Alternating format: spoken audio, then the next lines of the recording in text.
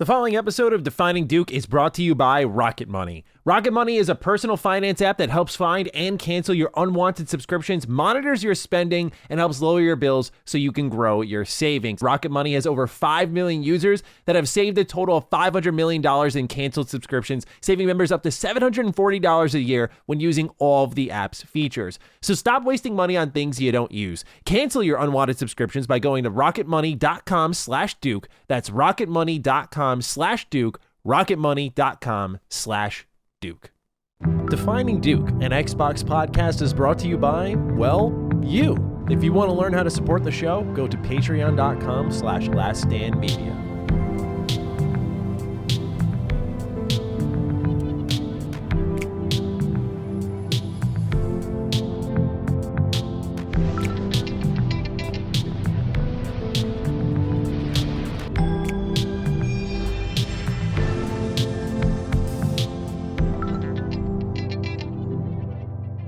Salutations, everybody. It is Maddie here today, and welcome to episode 195 of Defining Duke at Xbox Podcast.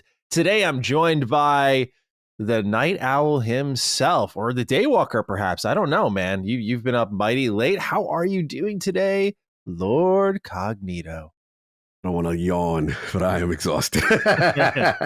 Yeah, I'm tired. Night Owl, up late, a lot of stuff going on, and stayed up for a certain showcase as a result because I was up so late, whatever. But yeah, I'm hurting. There's a lot going on. But yeah, I was telling you earlier, like, man, I'm getting tired of insurance companies. I'm just getting Let's tired. talk about it. Health is wealth, bro. We got to talk about these insurance companies. And it's just like from a standpoint of like, if you have medical insurance and you need medication, like, I hate this game of tag that the insurance company and the doctor tries to play. Now, my doctor, salute to my rheumatologist, is amazing. They be like, yep, we did what we have to do. It's your insurance company BSing. And I'm like, really? So, yeah, it's this whole thing about, we're trying to get in contact with the insurance company. We're trying to get in contact with your doctor. We haven't heard anything. So I'm like, okay, well, here's the phone number. Go call. You know, and it's this game. And then when I speak to the doctor, they're like, bro, they don't never call, they fax. And then I'll get notifications from the insurance company. Fax. Hey, bro, faxing in 2024. Like, come on. Then I'll get notifications from my phone from the insurance company saying, we've been unsuccessful trying to contact your doctor. Mind you, these texts come on a Saturday. What doctor's offices go on a Saturday? Then they make 2 attempts and they say, as a result, we're going to have to cancel the order. No, you don't want to send this medication because you know it's expensive and I need it. And you try to make me to justify it every month. I got to play this game. So I flipped on them today. I was like, I'm not getting off until I speak to a manager. I said, I'm in pain. Y'all playing with my medication. Lord Karen in the building. Yeah, like, I had to start snitching. I was like, I got to speak to whoever I got to speak to. I'm blowing up the expose on this. This is ridiculous. I said, every month I go through this with y'all.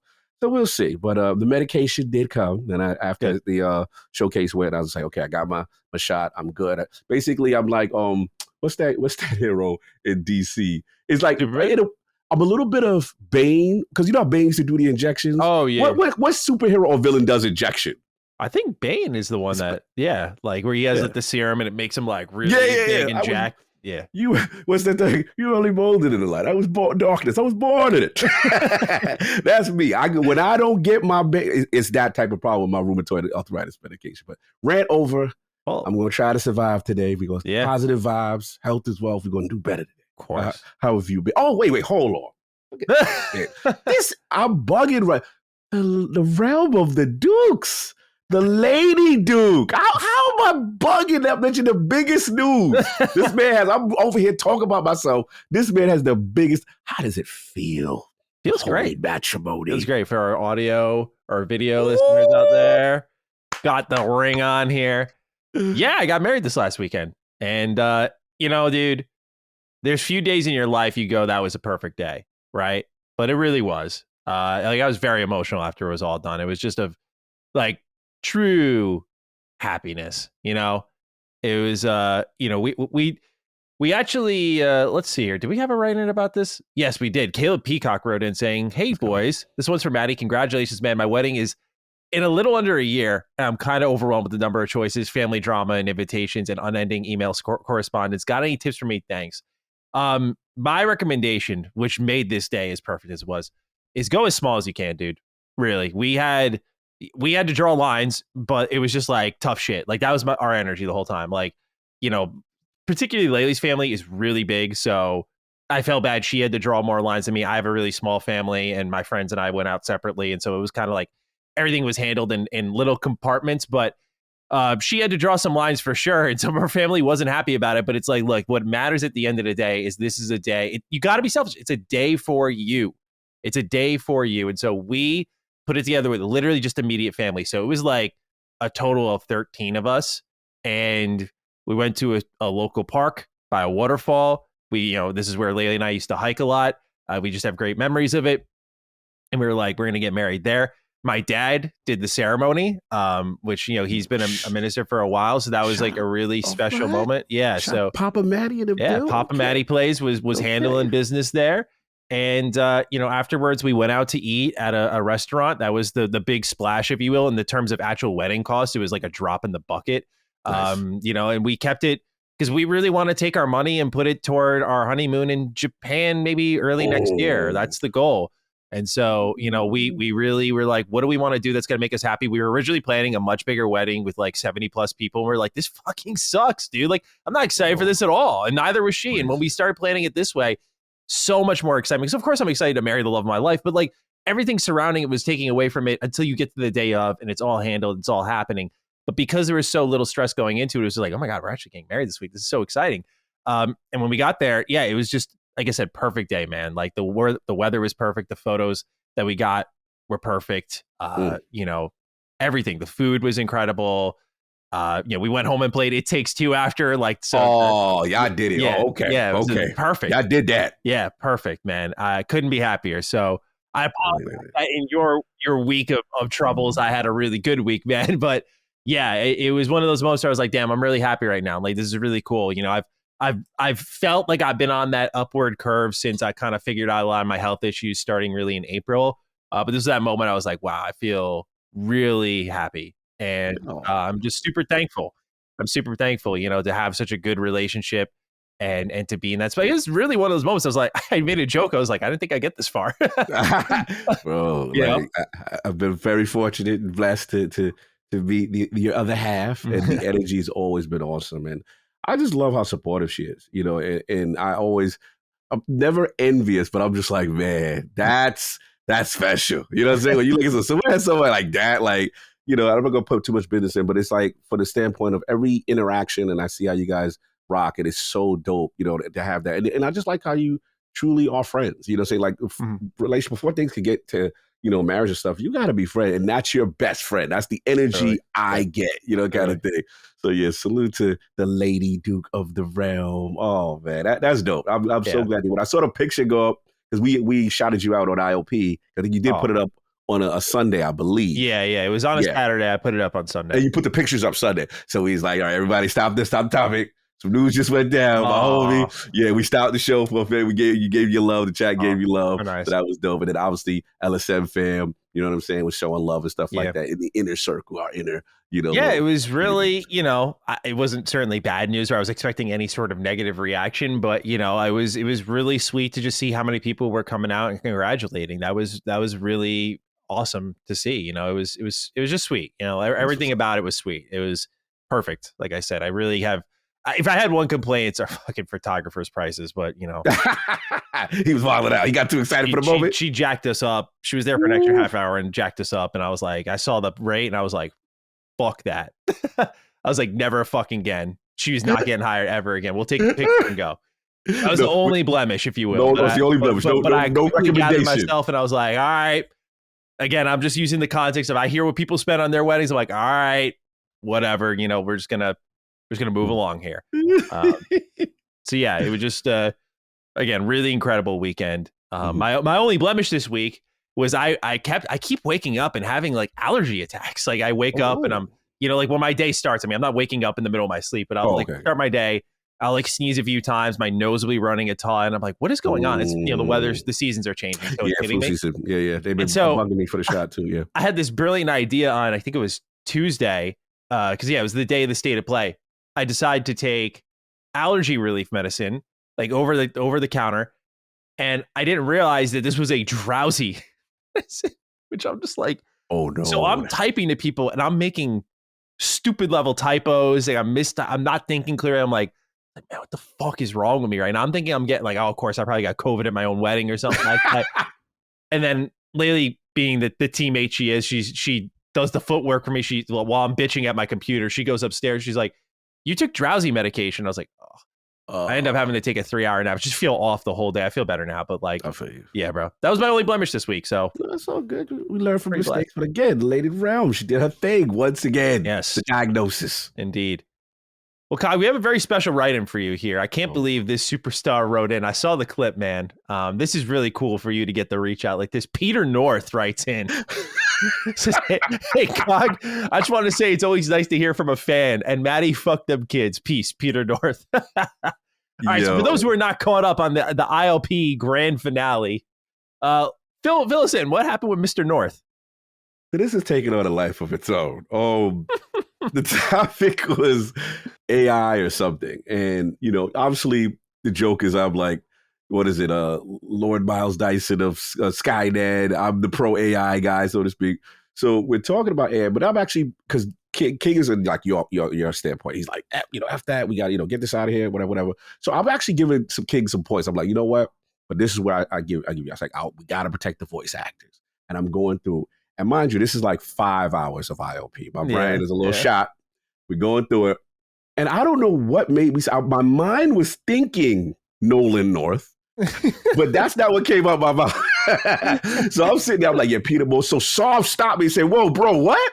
He was like, no, you did not just say Peter. So I tried to breeze past it. I was like, no, we're going to move on. They did not let me breeze past it. That was what got me, dude. I was laughing at the mistake, and it said you tried like 3 times. We were like, no, what I was trying to say, they were not letting you get an inch, bro. Bro, it was hilarious. So the roast session continues. The chat roasts me. Then the clips, shout out to Astro Parrot Cake. Shout out to so many people. And there's a homie that really has a funny one. And I'll tell you about that. They just start going up on Twitter. and then what's funny is we got a young demographic that don't know who Peter North is. So people are Googling, oh my God, God, what's going on? So I'm getting dragged all levels. Devs are hitting me up. Fan people, it is my Twitter went wild. Then I wake up to my face and Peter North's face imposed on pictures of me taking with like PAX, PR, and dev people, and they're like, "I got to be this hero." There it is, and I'm like, "Yo, y'all too creative, y'all too quick." But it was funny. It was hilarious. I got a hold by L. It was the slip, and it has now taken on a life of its own. So yeah, shout out to y'all. Right. But I love that Peter North himself wrote in. That was very sweet. We got to protect AI from all talent. This is he's included, I guess. Yeah, I mean, I guess so, right? His job's very important. You don't want no AI simulation of that. No, definitely not. He's better at that than a lot of people think I hate kids now, which is just like, I'm just like, I didn't tell that story, so you guys thought I hate kids. The kids are great, man. I just thought my little Astrobot story was kind of funny, but yeah, I just see a lot of people like, wow, Matt, like that hand on hips level. Wow, Matt, like, okay, calm the fuck down. I was online, all right. I owe no one nothing. Yo, I saw that one. That was wild funny. Yeah, I'm out here making Fortnite gamers. Epic can thank me later. Put the check in my mailbox. All right. The following episode of Defining Duke is brought to you by Rocket Money. Rocket Money is a personal finance app that helps find and cancel your unwanted subscriptions, monitors your spending, and helps lower your bills so you can grow your savings. And indeed, I've been in my savings era again, and many others have, as Rocket Money has over 5 million users that have saved a total of $500 million in canceled subscriptions, saving members up to $740 a year when using all of the app's features. For me personally, I will admit, I've slept on a few subscriptions in the past. I try to do a really good job of this, but like I've doubled up on Game Pass in the past just to get other people involved in the service, in my family or close friends. And then I forget to cancel it once they subscribe separately themselves. And so we're doubling up there, and Rocket Money got my back on that, among many other subscriptions that I did not know were still active. So stop wasting money on things you don't use. Cancel your unwanted subscriptions by going to rocketmoney.com/Duke. That's rocketmoney.com/Duke.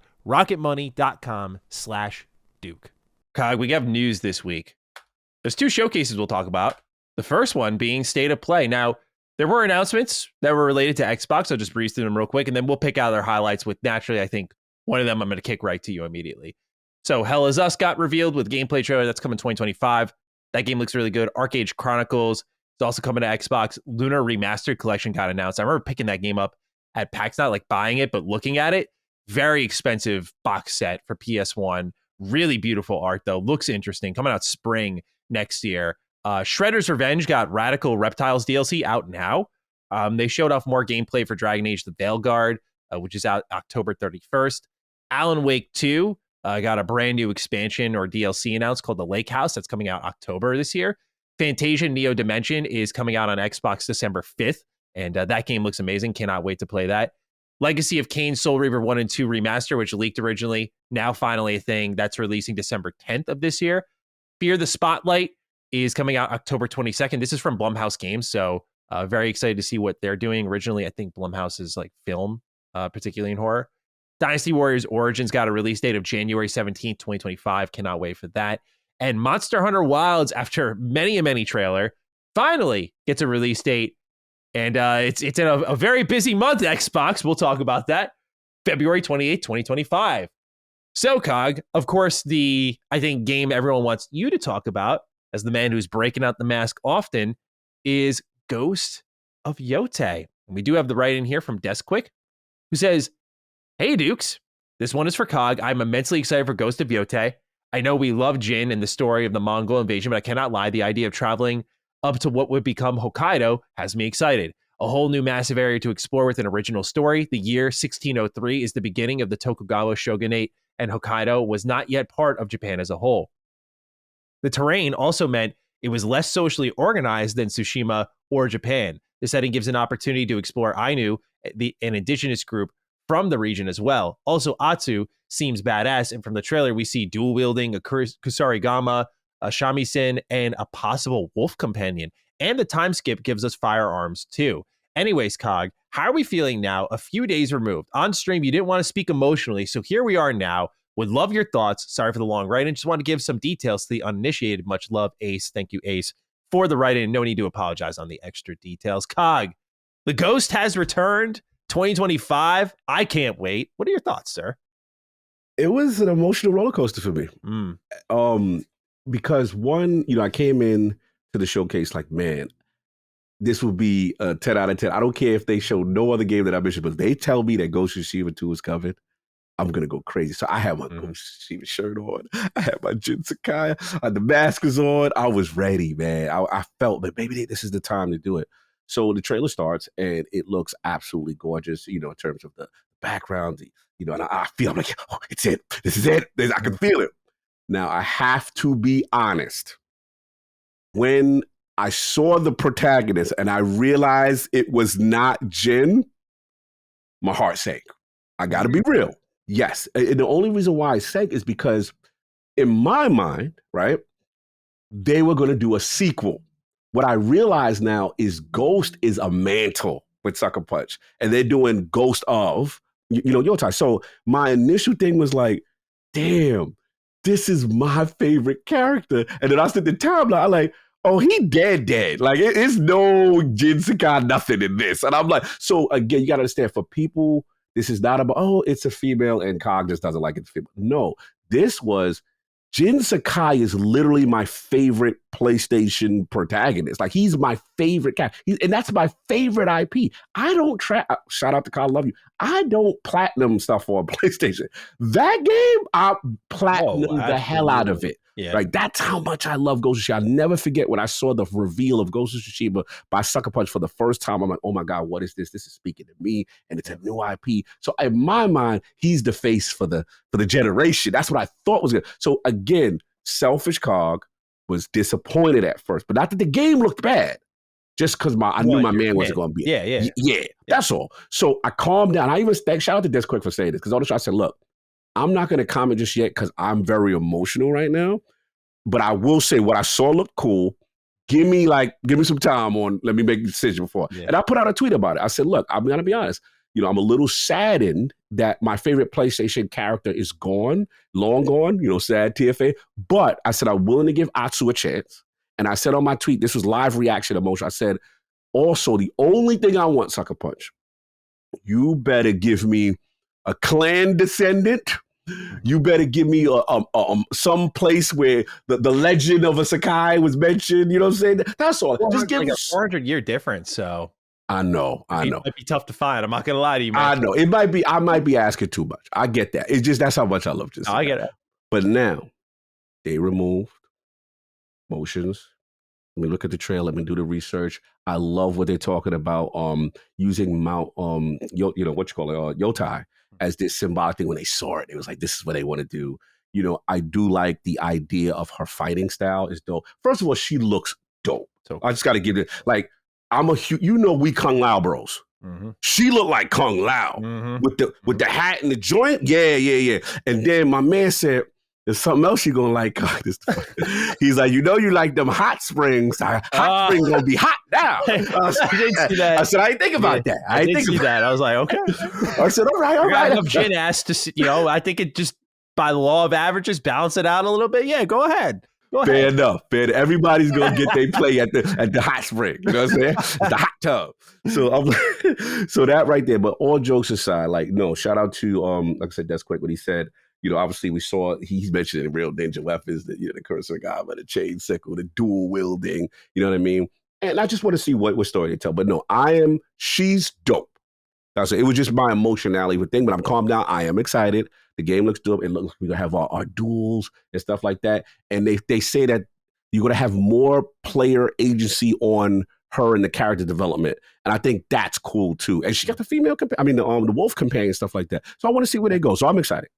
Yeah, I get where you're coming from on Jin. I trust Sucker Punch a lot because I feel like as much as Sly is like my favorite out of anything they've done, they have always moved on to bigger and arguably better. As much as I love Sly, like moving on from Sly to Infamous was a great choice. Infamous is incredible. Not a big fan of Second Son, but I love Infamous 2 specifically. But Second Son is a really good time. It feels good to play. And then they move on from that, and it's like, oh, what are they moving on to? And they do Ghost of Tsushima. And I doubted that a little bit. At first I saw it like, no, they're doing like a checklist open world, but they just gently reinvent what checklist open world is and do such a wonderful job at it. So I trust, like, if you're done with Jin, okay. Like, the one thing I'm really hoping for with Ghost of Yotei is I feel the karma system that was in Infamous would have fit perfectly in Ghost of Tsushima. And I hope that they include that in Yotei. But now I don't know if narratively it makes sense. The reason it made sense with Jin is he's having this internal struggle between, should I be the ghost or the honorable samurai who fights and stares down their opponent each time he kills them? And like that might be gone now, where we now have a shinobi on a quest for vengeance, it seems like. So very interested to see what the story ends up being here, but I'm pumped, man. And we'll talk about them in the next subject. Poor Ubisoft. They're already up Shit's Creek without a paddle. They delay their game into the year of the ghost. So yeah, that'll be fun. We'll talk about that next subject. But yeah, Ubisoft not in a great spot, but I'm very excited as well for Ghost of Yotei. Sucker Punch is probably my favorite PlayStation first party studio. So right when I saw this, like, I thought the state of play was kind of meh.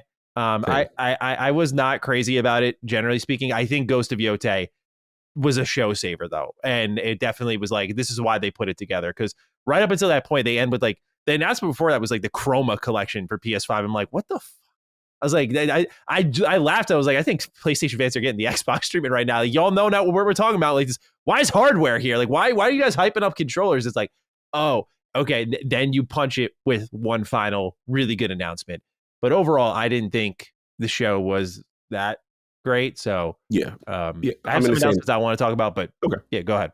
No, same boat. And I know we're gonna talk more, but I was in the same boat. Like, that was the show saver for me, because for me, I was just like, I like them for like their exclusives, and then also to kind of, show me a little bit more. I thought it was a little bit, again, of a miss with the PS5 Pro reveal. It didn't hit as, again, for me. I didn't see the differences as much, and I'm like, all right. But yeah, when it got to that part, I was like, okay, at least this gives me excitement for first party for 2025, and then we got a year. So I'm like, all right, I could calm down. Because remember, my biggest complaint with them is I'm like, a little complacent. Like, what are y'all doing from first party? That's cute that y'all got all these third party games and those are coming on the platform, but what y'all doing? That's what I'm here for. Yeah. So Ghost definitely saved it for me. Yeah, I agree. We have some other games to talk about here. The Uncharted Wolf writes in, what's up, Dukes? I got to ask how y'all are feeling about the Legacy of Kain remasters. I'm personally very excited to see where Amy Hennig's career started, being a massive Uncharted fan. The gothic aesthetic should also help tide me over until Bloodborne is remastered in 2077. Thanks for all you do, and thank you for writing in, Uncharted Wolf. Cog, what are our thoughts on this one, man? Because I feel like that, we covered it once when it leaked at San Diego Comic-Con. It's been rumored for a while that like Embracer Group was going to do something when it came to the Legacy of Kain IP. And that they were at least testing the waters to see if they should do more entries. On top of this, the PS Plus catalog also got Blood Omen added in, so you can play that now. And which I like, by the way. I love what PlayStation's doing with the kind of classic collection. I actually want to. One of the bits of feedback we got on Retro Rebound, we did like a test video, I call it, where we just like, let's do this. We don't think it's going to do well, but let's just see what kind of the audience says in response. I really asked for feedback on our Astros Playroom Platinum run. People really like the format of the video, but one of the bits of feedback we got was like, since there's so many other platinum videos out there, go for classic platinums, like do these older games. And so I fired up Secret Agent Clank because I've never played this game. I've heard it's like the worst Ratchet and Clank. I'm like, well, what if I platinum this? This will be hilarious. So I love that PlayStation's doing this. They added Dino Crisis as well. So having Blood Omen in there, just like bringing back these old games, and it's something I want Xbox so badly to do. It's like I would love nothing more to do an achievement hunt. Death Throw or Fusion Frenzy or something like that. Blinks the Time Sweeper. Nothing would draw me straight back to my Xbox more than that at this moment in time. I would love to see them take a page out of the PlayStation playbook. And I thought it was impossible for this to happen, right? Because, originally when we were saying that, like, PlayStation wasn't doing it, Xbox was doing it, we're like, I guess this is just a fool's errand. But now PlayStation's digitally re-releasing these classics and putting trophies on. I'm like, okay, Xbox needs to make a move, man, because it's a great feature. It's really awesome. And so I know that doesn't fall in the same camp as the Legacy of Kain remasters, but yeah, anytime I see this and I get the opportunity to explore a little bit of gaming history, I get really excited because I've heard tons of people just being so excited for Legacy of Kain. I know my good friend Ralph Skillup loves Legacy of Kain. He's been saying like, bring back Soul Reaver, bring it back. So I'm so curious what he's been raving about. So yeah, I'm very excited to get my hands on this one. What about you? Yeah, no, it was a big announcement. I mean, obviously we heard the rumblings that it was coming back. And yes, for the record, I am a Blood Omen Kain fan more than I am a Raziel fan. But in fairness, Soul Reaver is where the series really took off and really got to the masses, and people, love that character. So, yeah, it was dope. I think the only thing I want to shout out my man Rose Experience. He's our LSM fan. As a person who loves that game, I could tell he there's people that are in that camp of Team Raziel, we're gonna call him. They feel that even though we're happy it's back, that man, like little minimal effort, like they want it. Oh, it's an Aspire remaster. You're just getting the game up res, y'all. I'm just letting y'all know that right now. It's just up res, yeah. And I felt him on that because I saw his tweet and I was like, yeah. Because if you waited so long, you're like, could you give me more to treat? Don't just up res and that's it. We glad it's back. But we just wish they would do a little bit more because, again, it's such a beloved, series and franchise. So I do empathize with that. But again, happy it's back. Hopefully this leads to something. That's where I'm at. That's what they do. They're testing the waters to see, is there interest here, and then do another entry in it. That would be dope. Because, I mean, Embracer was kind of doing that with Kingdoms of Amalur. They were just like, they re-released Amalur, then they actually gave it DLC, which was insane. And I don't know if that's going to lead to anything, but they were testing. When they bought all these IP that they've now shut down a lot of these studios, like there was a lot of things in testing. So yeah, we have other things to talk about here. We have a write-in from RK128. Hello, Remaster Dukes. With the rumored Horizon remaster revealed in confirmation, it'll use the PS5 Pro. How do you feel about PlayStation continuing to use the same games over and over again? And do you think Xbox might start copying their playbook? Have a can't wait for The Last of Us Part 1 remastered kind of day. I'll open us up on this. I hate this. It's not even about the price tag. I said this in my video. I have yet to look at the comments on it, so I don't know what the kind of response the audience feel on that was, but I hate that kind of thing. It's not even, I get it, like $10 upgrade if you have Zero Dawn, and for many people that's fine. For me though, it's just the idea of a game that plays and runs perfectly fine getting remastered, I put in quotes, like we've now watered down the term dramatically. And what's hilarious is that within this actual showcase are many examples of like what remasters actually are, like Legacy of Kain or their own classics collection, which up-reses some of their games a little bit and it makes them widescreen friendly. And that's really it. It's nothing crazy over the top, but like, good God, dude. Like I saw this and I knew it. My reaction was much more tame because I knew this was a thing for a long while. But I just, again, hate the practice and the idea of reselling stuff. And to answer RK's question, I pray to God Xbox never does this. Never. They do a lot wrong. This is one of the things I'm very happy that they don't do, because it's literally terrible, literally awful for business, awful. And I know for a lot of people, it's that innocent, if it doesn't bother you, don't say anything about it. But that's how we got from Last of Us Part 1, which I put in quotes, made sense to people because the show was coming out, to now this. What, because Lego Horizon's coming out, they get to give you Zero Dawn again? That's the logic? Come on, like, wake up a little bit. That's my response to it. I think it's ridiculous. I don't buy into this PS5 Pro hype at all. I have a friend I'm very close with who's very big on the PS5 Pro, and he's like kind of working behind the scenes, like, look at this. And I look at the log and it's like, oh, it says like Dragon's Dogma 2 is stabilized now. I'm like, okay, like that stuff's nice and all, but that's not $800, for me at least, to support my physical collection. By the way. Not to cut you, that actually came a stock 60. Yeah, that they just Desligari just did an interview with Digital Foundry in reference to it, and Dogma, because it's CPU bound again, and it's the same CPU, and the most you may get is a 10% upclock. It's going to be a lot of the same limitations with heavy CPU on games, which is the whole GTA argument where they're saying the same thing. Yeah. So not to cut you, but the same thing. I was like, oh, that'll be 60, and it's not. It's in the 45. Exactly, and I think that's what a lot of people are in a rude awakening for. Is a lot of people have a deep trust of PlayStation. I get it, especially because of the PS4 generation. But like, if you read word for word the PS blog and how they're kind of like, oh, up to 8,500 games can be upgraded. I'm like, well, number one, what constitutes an upgrade?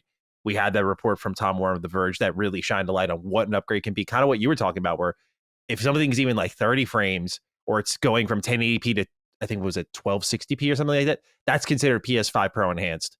And it's going to be a placebo effect. People are going to be like, oh my God, wow. You already know. I mean, all of these mid-gen refreshes were fucking privy to that. But I think it's going to be especially egregious now that like console wars are still such like an active thing. It's going to be especially egregious this time around. But yeah, to just the original subject, I want to get your thoughts on it. The Horizon remaster. Like, what are you feeling with that? Am I overreacting by the nature of the business here? I get killed because, by just, it's not attacking any one community or anything, but I've gotten killed for my comments probably the last month or so that I just feel, remember, I've used the coasting terminology. And, to me, when I saw this, I was like, this validates what I've been saying, right? This validates when I hear rumors of Days Gone coming back again, and I hear rumors of now Horizon, Zero Dawn, it just feels creatively dishonest to me. I'll just be honest. I don't like, they're not speaking to me. Like the PlayStation I know, like when I see the Ghost of Yotai and I see, the resources used towards new IP, that excites me. What doesn't excite me is a game that isn't even that old being remastered.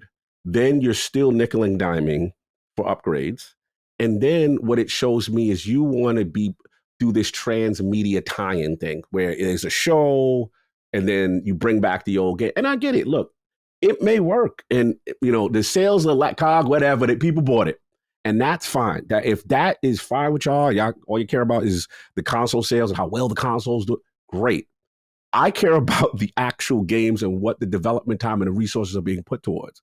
And for me, they're just not speaking to me. This consistent remastering situation is very saddening to me. That's not the PlayStation I grew up with that I love. You know what I'm saying? And I just want them, for me, to get back to that and the variety of games. I would love to see Guerrilla and other teams, doing things towards newer projects. But that's just me. Just one man's opinion. Yeah. And so if you guys like it and people are excited about it, don't let me stop your joy. That's one thing I want to be clear. I don't want to stop anyone's joy if they see that they like, yes, I'm doing it.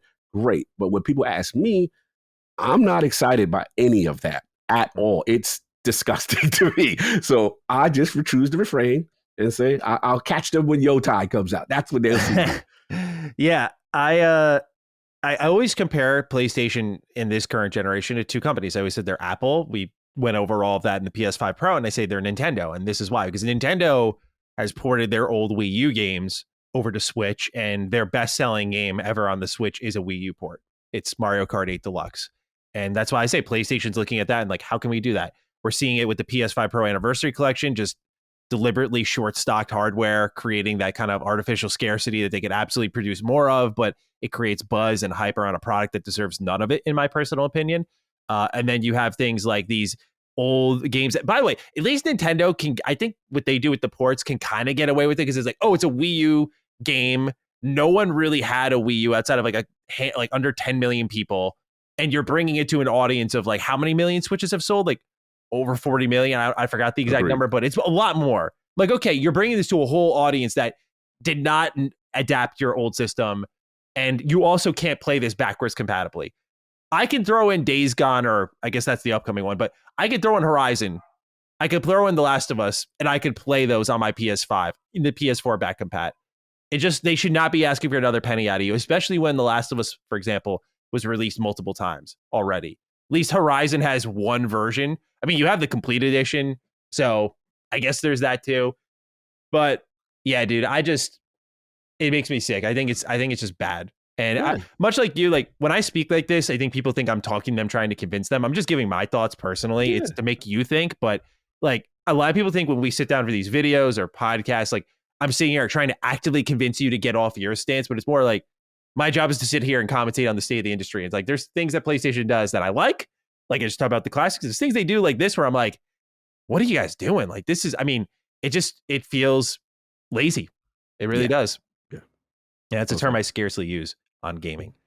Anything else for the state of play that you wanted to talk about? Anything you were excited about or didn't like or anything like that? For me, just want to throw out some love for Dynasty Warriors Origins, dude. Yeah. I think that game looks really rad. I love how like cinematic it is, how visceral the combat is, how the camera's pulled in a little closer. The sound effects sound a little more brutal. Like they've really amped it up. It feels like they've taken some lessons from like Neo and Wolong and really pulled them here into this game. It looks really good. Like as someone who loves the Muso style games, especially the modern ones, I'm like, this looks awesome. So I'm very excited for this one personally. And Fantasian, getting a release date for that. It's one of my most anticipated games of the year. So really excited for that. But I'm going to pass it to you because my dogs are barking right outside the door. So anything you were excited about or maybe didn't like from the show? Yeah, I would say outside of Ghost was stand out. The game Hell Is Us looked interesting. I was like, I got my eye on that. That looks very interesting. And I even know was it Dynasty Warriors? You know what I'm saying? Kind of thing. I want to say something surprising though. As you're the Dragon Age Vanguard, you're my source. And, I trust a lot of things that you said, multiple people said, of coming back from the 6 hour.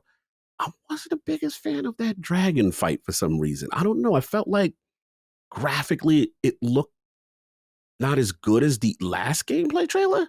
And I don't know, maybe because it's a big scale fight with the dragon, whatever, the blighted dragon or whatever it was that they were fighting. For whatever, I was like, interesting. Don't get me wrong. Not stopping me from getting it. I'm still excited for the game. I just felt like that fight, for whatever reason, didn't hit as hard as I would have expected it to. But that was, I think I can answer about overall to your last question. My overall thing was just that obviously you had Alan Wake 2, stuff like that. You had Dragon's Age, you had a lot of third party stuff, saying kind of thing. And I was just, again, my only thing from them, I'm like, man, I'm selfish. I want, know what some of these first parties do it. That's why that's what makes me excited for that platform kind of thing. So that's why it didn't hit as much, for me in this particular case until Ghost came. And I was like, okay, you got something for you. Yeah, on the note of Dragon Age, I agree. Like I've played 6 hours of Dragon Age, as I talked about in my video, and I enjoyed those 6 hours a lot. But I also said in my video, I was like, those 6 hours that they showed off of, or I'm sorry, the trailer they showed off of Dragon Age was pretty fucking bad, dude. Like it did not. Okay, I didn't. Yeah, that's how I was like, I said in my video, I was like, about it. Yeah. I said, like, look, man, like, yeah, this game is at the epicenter of a lot of nonsense, but these are the moments. It's like, I get it. I'm like, I can't. Again, I don't make my content to convince anyone of really anything. It's like, I get that people are like, hey, seeing is believing, and you can tell me till you're blue in the face that this game plays good, but I'm watching the gameplay and it doesn't look good. I'm like, yeah, look, fair play, because I look at that trailer, I'm like, that was awful. I was like, there was nothing about that really would move anyone. I think the only reason they showed it is because I think the whole, Dragon Age is purple now is getting to them, and they're like, oh, here's a very blue, kind of more gritty looking cutscene. And like at first I saw the atmosphere, I was like, okay, I like what they're doing here. Then they got to the combat and they used a mage, which never shows well in many a game, right? Like mages are slow and away from the action. Whereas the best part of this game, I think, is the late game Rogue. And they were just like, no, we're not going to show that. We're going to show potentially the worst on a visible level. Like Mage is my second favorite thing I experienced, but on a visible level, it's not the most exciting thing to watch. Like Rogue is the most in your face. Of course, so is the Warrior, but the Rogue has the flashiness, really cool abilities. You can throw down a turret. But this gameplay also just from like, you were just getting knocked around the whole time. Like it wasn't even like showing combat. It was like, and it was edited. Like it was fading to black to different parts of the fight. And it never picked up. She just kept getting knocked down. I'm like, this is, it's someone in EA has to be deliberately sinking this game because the marketing for Dragon Age the Veilguard has been remarkably fucking terrible. Remarkably. From the initial re-reveal trailer to this moment in time, it has been fucking abysmal. Like whoever is handling it, you gotta call them into question at this point because yes, there are problems with the game. I'll be the first to say that, but it plays and looks a lot better in certain moments than what they are trying to show. And if you're trying to sell people on this, embarrassing effort across the board. And that's why this game is at like number 70 on pre-orders on Steam right now. It's not, no one's buying it. And really, I didn't notice. It's going to flop. I feel like it's going to flop. Wow. It's such a shame too, because I do feel like as someone who's been asking for old BioWare to come back, it feels like we're opening that door and it's probably going to be when the door is firmly shut on them as a company that they finally do all those changes. And it will be a sad day if that does come to pass. I'm hoping that they pull it out, but when you're not getting pre-orders on Steam, I think also a lot of people don't know the game is on Steam because there was a lot of news that I was able to reveal in my personal preview of the game. Like, oh, there's no DLC. There's like a lot of people are like, oh, they're going to fucking piecemeal it like Inquisition. It's like, no, Maddie like interviewed the director. They said they're doing like the full game. There's no DLC plans or anything like that. It's like, a lot of the information is just not getting picked up because all the conversation is about like the character creator or how purple it is or the damage numbers or how the combat doesn't look good, which I think some of these are like fair subjects to just bring up and critique. Yeah. But yeah, man, it's a messy fucking game right now. It's a messy game. And the more they show it, the worse it gets. If they're smart, they just go away and fucking release this game and just hope for the best. Yeah, it's surprising to me because again, I give you the first and the last showings of it I did not like. The first was at the Xbox showcase, and that was that very lighthearted, vertical slice, and I was like, no. Yeah. The strongest was the second. The one I'm trying to remember where we saw the second. It was like a week later or something, or like a week later. They did it themselves. Yeah, they were like, boom, this is, and I was like, that's spectacular. I was so sold. I'm in. And then this one, I was just like, I'm like, man, it's just all over the place. Now, I'm still rocking with it, but yeah, I didn't realize that the fan sentiment was that way. So yeah, interesting. Oh, dude, it's not going well for them.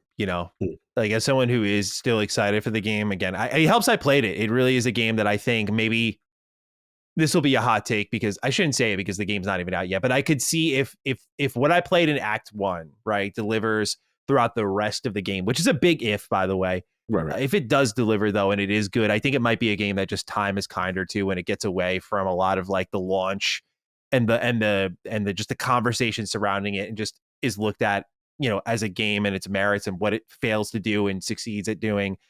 Maybe then, but I think right now the game is definitely not set up to succeed at all. And I think BioWare and EA can only blame themselves in a lot of areas, unfortunately. Fair enough. All right, Cog. Next subject here. Talked a bit about Ghost of Yotei and how it moving into 2025 is bad news for a certain game. That's Assassin's Creed Shadows, which got delayed to February 14th of next year. And there was some interesting reasoning. I don't know if you actually caught it. Let me bring up some of my notes from my video I made on this here, Cog. But there was a statement made by Yves Guillemot when and this went out to investors, by the way. I just want to highlight that. Okay. It went out to investors explaining why Assassin's Creed Shadows got delayed. So this is not like, leaked from Insider Gaming or anything like that. They say, listening to players' feedback and as an illustration of our player-centric approach, the following important decisions relative to Assassin's Creed Shadows have been taken. Assassin's Creed Shadows will now be released on 14th of February, 2025. While the game is feature complete, the learnings from the Star Wars Outlaws release led us to provide additional time to further polish the title.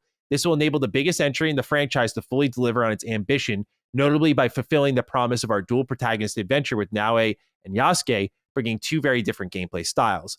We are departing from the traditional season pass model. All players will be able to enjoy the game at the same time on February 14th, and those who pre-order the game will be granted the first expansion for free. And the game will mark the return of our new releases on Steam day one. Additionally, despite solid ratings of a Metacritic of 76 and user scores across the first-party and Epic stores 3.9 out of 5 that reflect an immersive and authentic Star Wars universe, the Star Wars Outlaws initial sales proved softer than expected. In response to player feedback, Ubisoft's development teams are currently fully mobilized to swiftly implement a series of updates to polish and improve the player experience in order to engage a large audience during the holiday season to position Star Wars Outlaws as a strong, long-term performer. The game will be available on Steam on November 21st. Then Yves Guillemot said this. Co-founder and chief executive officer said, "Our second quarter performance fell short of our expectations, prompting us to address this swiftly and firmly with an even greater focus on a player-centric, gameplay-first approach and an unwavering commitment to the long-term value of our brands. Although the tangible benefits of the company's transformation are taking longer than anticipated to materialize, we keep on our strategy, focusing on two key verticals, open world adventures and games as a service native experiences, with the objective to drive growth, recurrence, and robust free cash flow generation in our business." Here's where it gets really interesting. In the light of recent challenges, we acknowledge the need for greater efficiency while delighting players. As a result, beyond the first important short-term actions undertaken, the executive committee, under the supervision of the board of directors, is launching a review aimed at further improving our execution, notably in this player-centric approach, and accelerating our strategic path towards a higher performing model to the benefit of our stakeholders and shareholders. So the board is fucking investigating for quality. Like, it's gotten that bad that the money people are like, what the fuck's going on here? And they're looking into it. Not the staff, not the managerial talent, the money people. Lastly, this is how, and by the way, again, a note to investors is how it wraps up. Wow. Finally, let me address some of the polarized comments around Ubisoft lately. I want to reaffirm that we are an entertainment-first company creating games for the broadest possible audience, and our goal is not to push any specific agenda. We remain committed to creating games for fans and players that everyone can enjoy, end quote. So yeah, dude, like, I don't know. I was very stunned to see that this was in a note. Like, this is the stuff we usually hear behind the scenes, but it's very much out there, available for anyone to read. And I took a look through it, took a gander, and that's what it was. And I was like, wow. So not only are the investors calling for quality, because what probably happened is this, like, look, when they get the licensing and the rights to do a Star Wars game, an Avatar game, that does cost money for them to get the ball rolling. We saw with like the Disney deal with Marvel and the cost that PlayStation has to pay to just get a Spider-Man game going, and like how much, despite how many copies they sell of Spider-Man, that with like the splits and everything, it kind of gets offset a lot more than I think all of us originally first understood. So Ubisoft is now in a third-party position doing that with a Star Wars game, and this Star Wars game, in my opinion, as a huge Star Wars fan, wasn't that great. It could have been amazing. It was literally the definition of a game of inches. They were a couple of choices away in so many areas of that game from going to like that 76 Metacritic to like probably high 80s. Like, they really could have had that if they wanted to, but they just overlooked so many things in that game. And the sales are soft because of it. And that has now impacted what Assassin's Creed Shadows has to be, probably because, have you seen the share prices? Oh, bro. Yeah. Under 10 now. Wow. Under 10 now. I think it's at 9 something. Wow. They're in a horrible spot. This game is do or die for them, probably. Like, this game will determine their independence. And so they have taken probably the maximum amount of time they can before, I'm guessing, like Tencent comes in and gobbles them up. And so this is I can't emphasize how much of a nightmare scenario this is for Ubisoft, because this was you and I have talked about this, the break the glass game. Like, if you saw Square Enix doing a Chrono Trigger remake,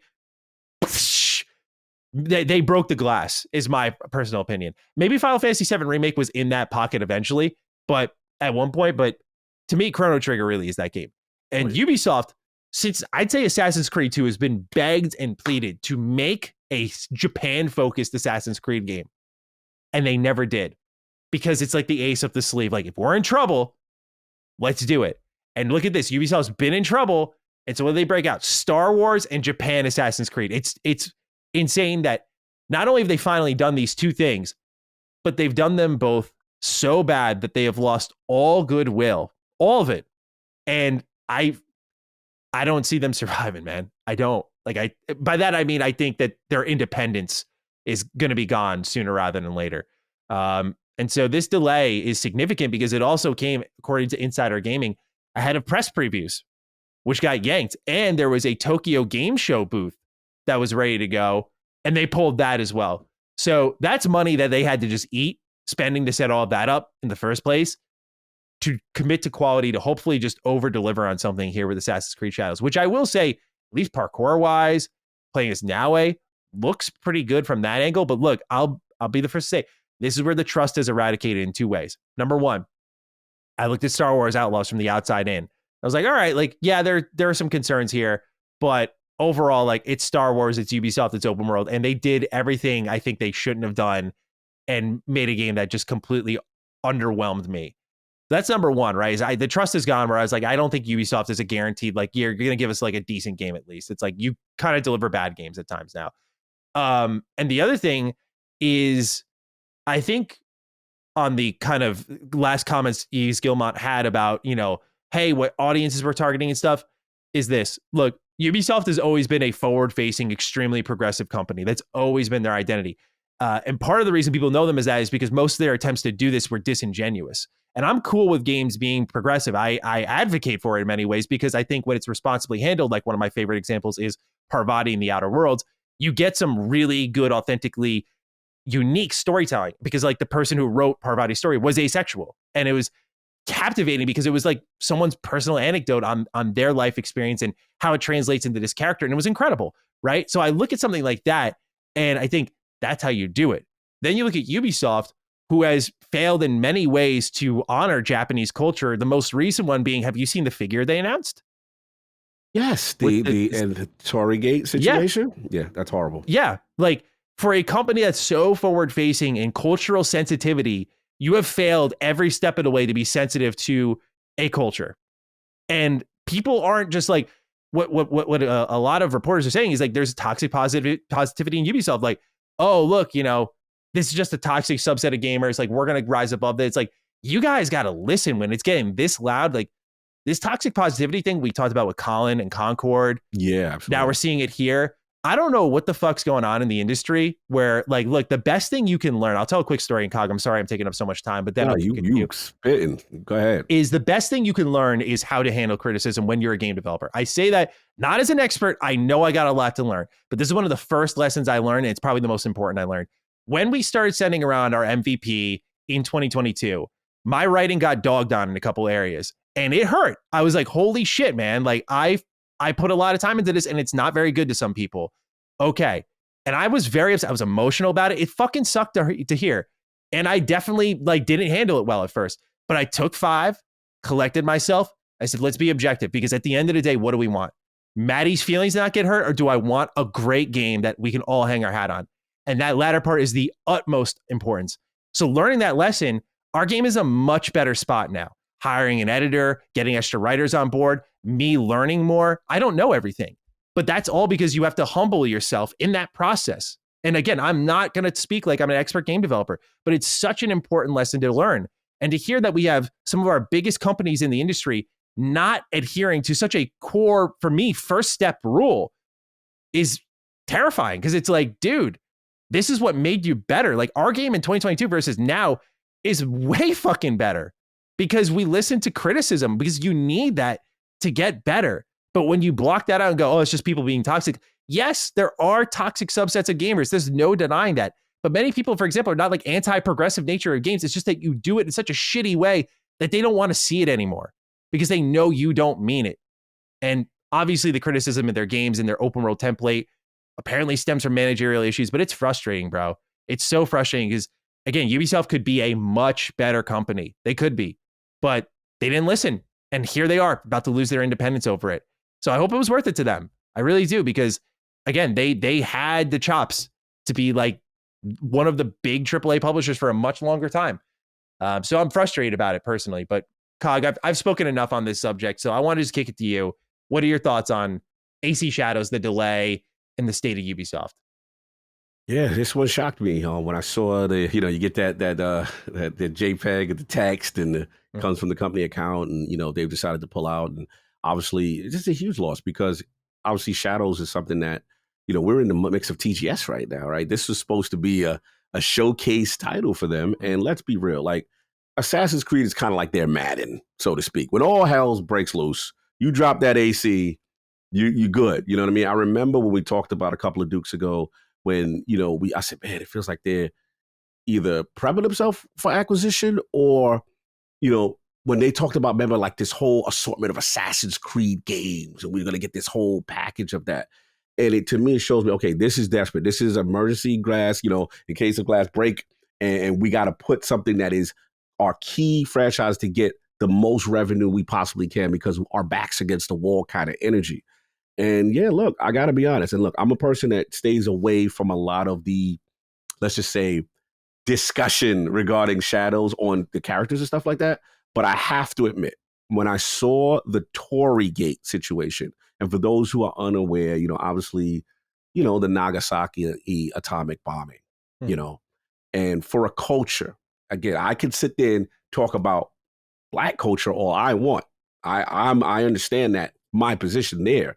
But when it comes to Japanese culture, that is an extremely sensitive issue. And the fact that the research right there was neglected to put that in conjunction with a character, with the characters, really is tone deaf.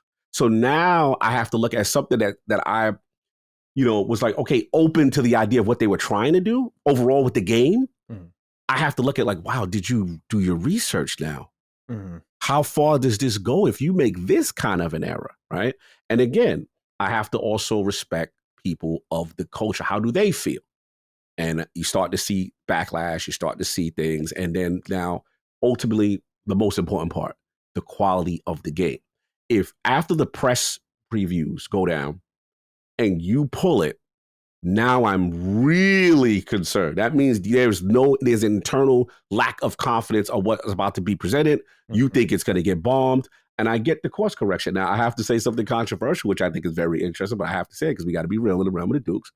I think it's quite interesting that you try to put it back out now in February specifically with a certain month, a certain history month. But that's interesting to try to salvage. Let's be real. I didn't even think it's Black History Month in February. You decide to drop it to that February. I mean, hey, it could be other reasons, but I just got to call what I feel. You trying this out, and if you're going to die on a certain sword, you're going to die on the one. Someone don't want to admit a mistake, and now you try to go all the way with it. If you're wrong, you're wrong. That's just how I was raised. If you're wrong, you man up and you say you're wrong. And what it shows me is what you said. We're in this era of, I have to admit it is toxic positivity in the sense that when someone cannot be challenged on their thought process or the way, I've seen this sadly with my Bungie. They did not listen to the developers, and the stakeholders did what they had to do. But in this case, it seems like the stakeholders are like, yo, what are y'all doing? kind of thing, which is interesting. It's another conversation. Look, the rabbit hole goes deep here, but I do fear for them. I have to be honest. As a person who, pretty much like Ubisoft games for the most part, this could be cataclysmic. When you have the Star Wars IP and you bomb there, then you go to your day one, your number one back against the wall franchise, the thing that you're known for, and this is getting middling reviews. You're setting yourself up for a lot of financial failure. So we'll see what happens. Our last point I'll say is this, and as I think it is coming, do we have the avowed questions in reference to this, or that's coming up soon? Let me see. I think we have avowed questions. Mm-hmm. Let me control F this avowed. Yeah. We do actually. Okay, right here from Andrew McGregor. Cool. Good day, Dukes. Doesn't seem that Avowed can catch a break. It moves out in November to get away from the AC Shadows showcase or game, and it gets some breathing room. But now it finds itself sandwiched between AC Shadows and Monster Hunter Wilds. What do you think Obsidian should do? Move it again or stick with its current release schedule? Thanks and have a great day. Yeah. Now, what was the game that moved to February? It was Monster Hunter, right? It was Monster Hunter's there. Kingdom Come Deliverance 2 is Deliverance, there. That was the game, right? The new Yakuza game is also there, by the way. Yeah. So when people said Deliverance, and I was like, nah, maybe it'll be fine. Then I heard Monster. Wow. Monster Hunter. I'm like, oh man, that's a big franchise. Even though it's not my type of tea, that's a big franchise. You know what I'm saying, bro? They got the Keighley spot. They got the PlayStation State of Play spot, bro. It's coming. Mm-hmm. And so, as much as I just went in on AC, it's still Assassin's Creed. Yeah. It may not get to the targets that they were. It may be a bad Call of Duty year, so to speak, but it's still Assassin's Creed. Yep. Yeah, fine. We got to talk. I don't know if it's not your fault. You moved out of, you thought November was going to be where they was at. Now they moved to where you at. And I hate to be that guy. I want Avowed to succeed. For what we played, frames or not, I thought it had tremendous promise. I was super excited for what Avowed is doing. I don't want it to get like this. This looks like a murderous role. Yeah. This really does. Yeah. And I got to keep ego aside, Xbox leadership. If y'all listening, keep ego aside, even if it's like a couple of weeks, get into more. I know people say you shouldn't move. Bro, this is too much. Monster Hunter worse Wild, than where they were at, by the way. It's worse now. The rumor was like late November, which now it's empty. It's a funny part. It's so messed up. I know. They did the right thing. Stalker 2. Yeah. Stalker 2 is like, whoo, all right. You know what I'm saying? But Valve is like, damn, we moved for this. And then, so I feel for them. You got to move. You got to come up. Hey, you need a little more time. Move and then give us guaranteed 60 frames. That's how you get out of this. March with the 60 frames guarantee. We needed more time. We ain't gonna act like you ran. Nobody got to know that you ran. You keep that to the side. You're giving them the PR advice. I'm giving you the PR advice. You needed more time to optimize, and we were able to get 60 frames, and that's how you shut us up. Yeah, Avowed's in a really, really strange spot because here's the thing: is that no one has confidence in Avowed. It sounds like that it can just stand on its own 2 feet amidst all of these gaming giants. That everyone thinks like wherever it goes, it's going to drown. And why do people feel that way? I think it's because like Xbox created a level of weakness by announcing the delay for, hey, we want to do it and give some more space. It's like, well, now you're in a more crowded space. So if that is true, then you're going to have to delay it again. Like that's the reality because you've now delayed into a much more crowded spot. So where do you release? And do they mean by releases for themselves? And like, because that was the other thing we were talking about is like, you had Shattered Space, you have Art of History Untold, you have Call of Duty, you have Indiana Jones. Do you really need Avowed there in that holiday period? That context makes a lot more sense than how they kind of presented it, which is like, there's just a lot of games here. It's like, well, there's a lot of games.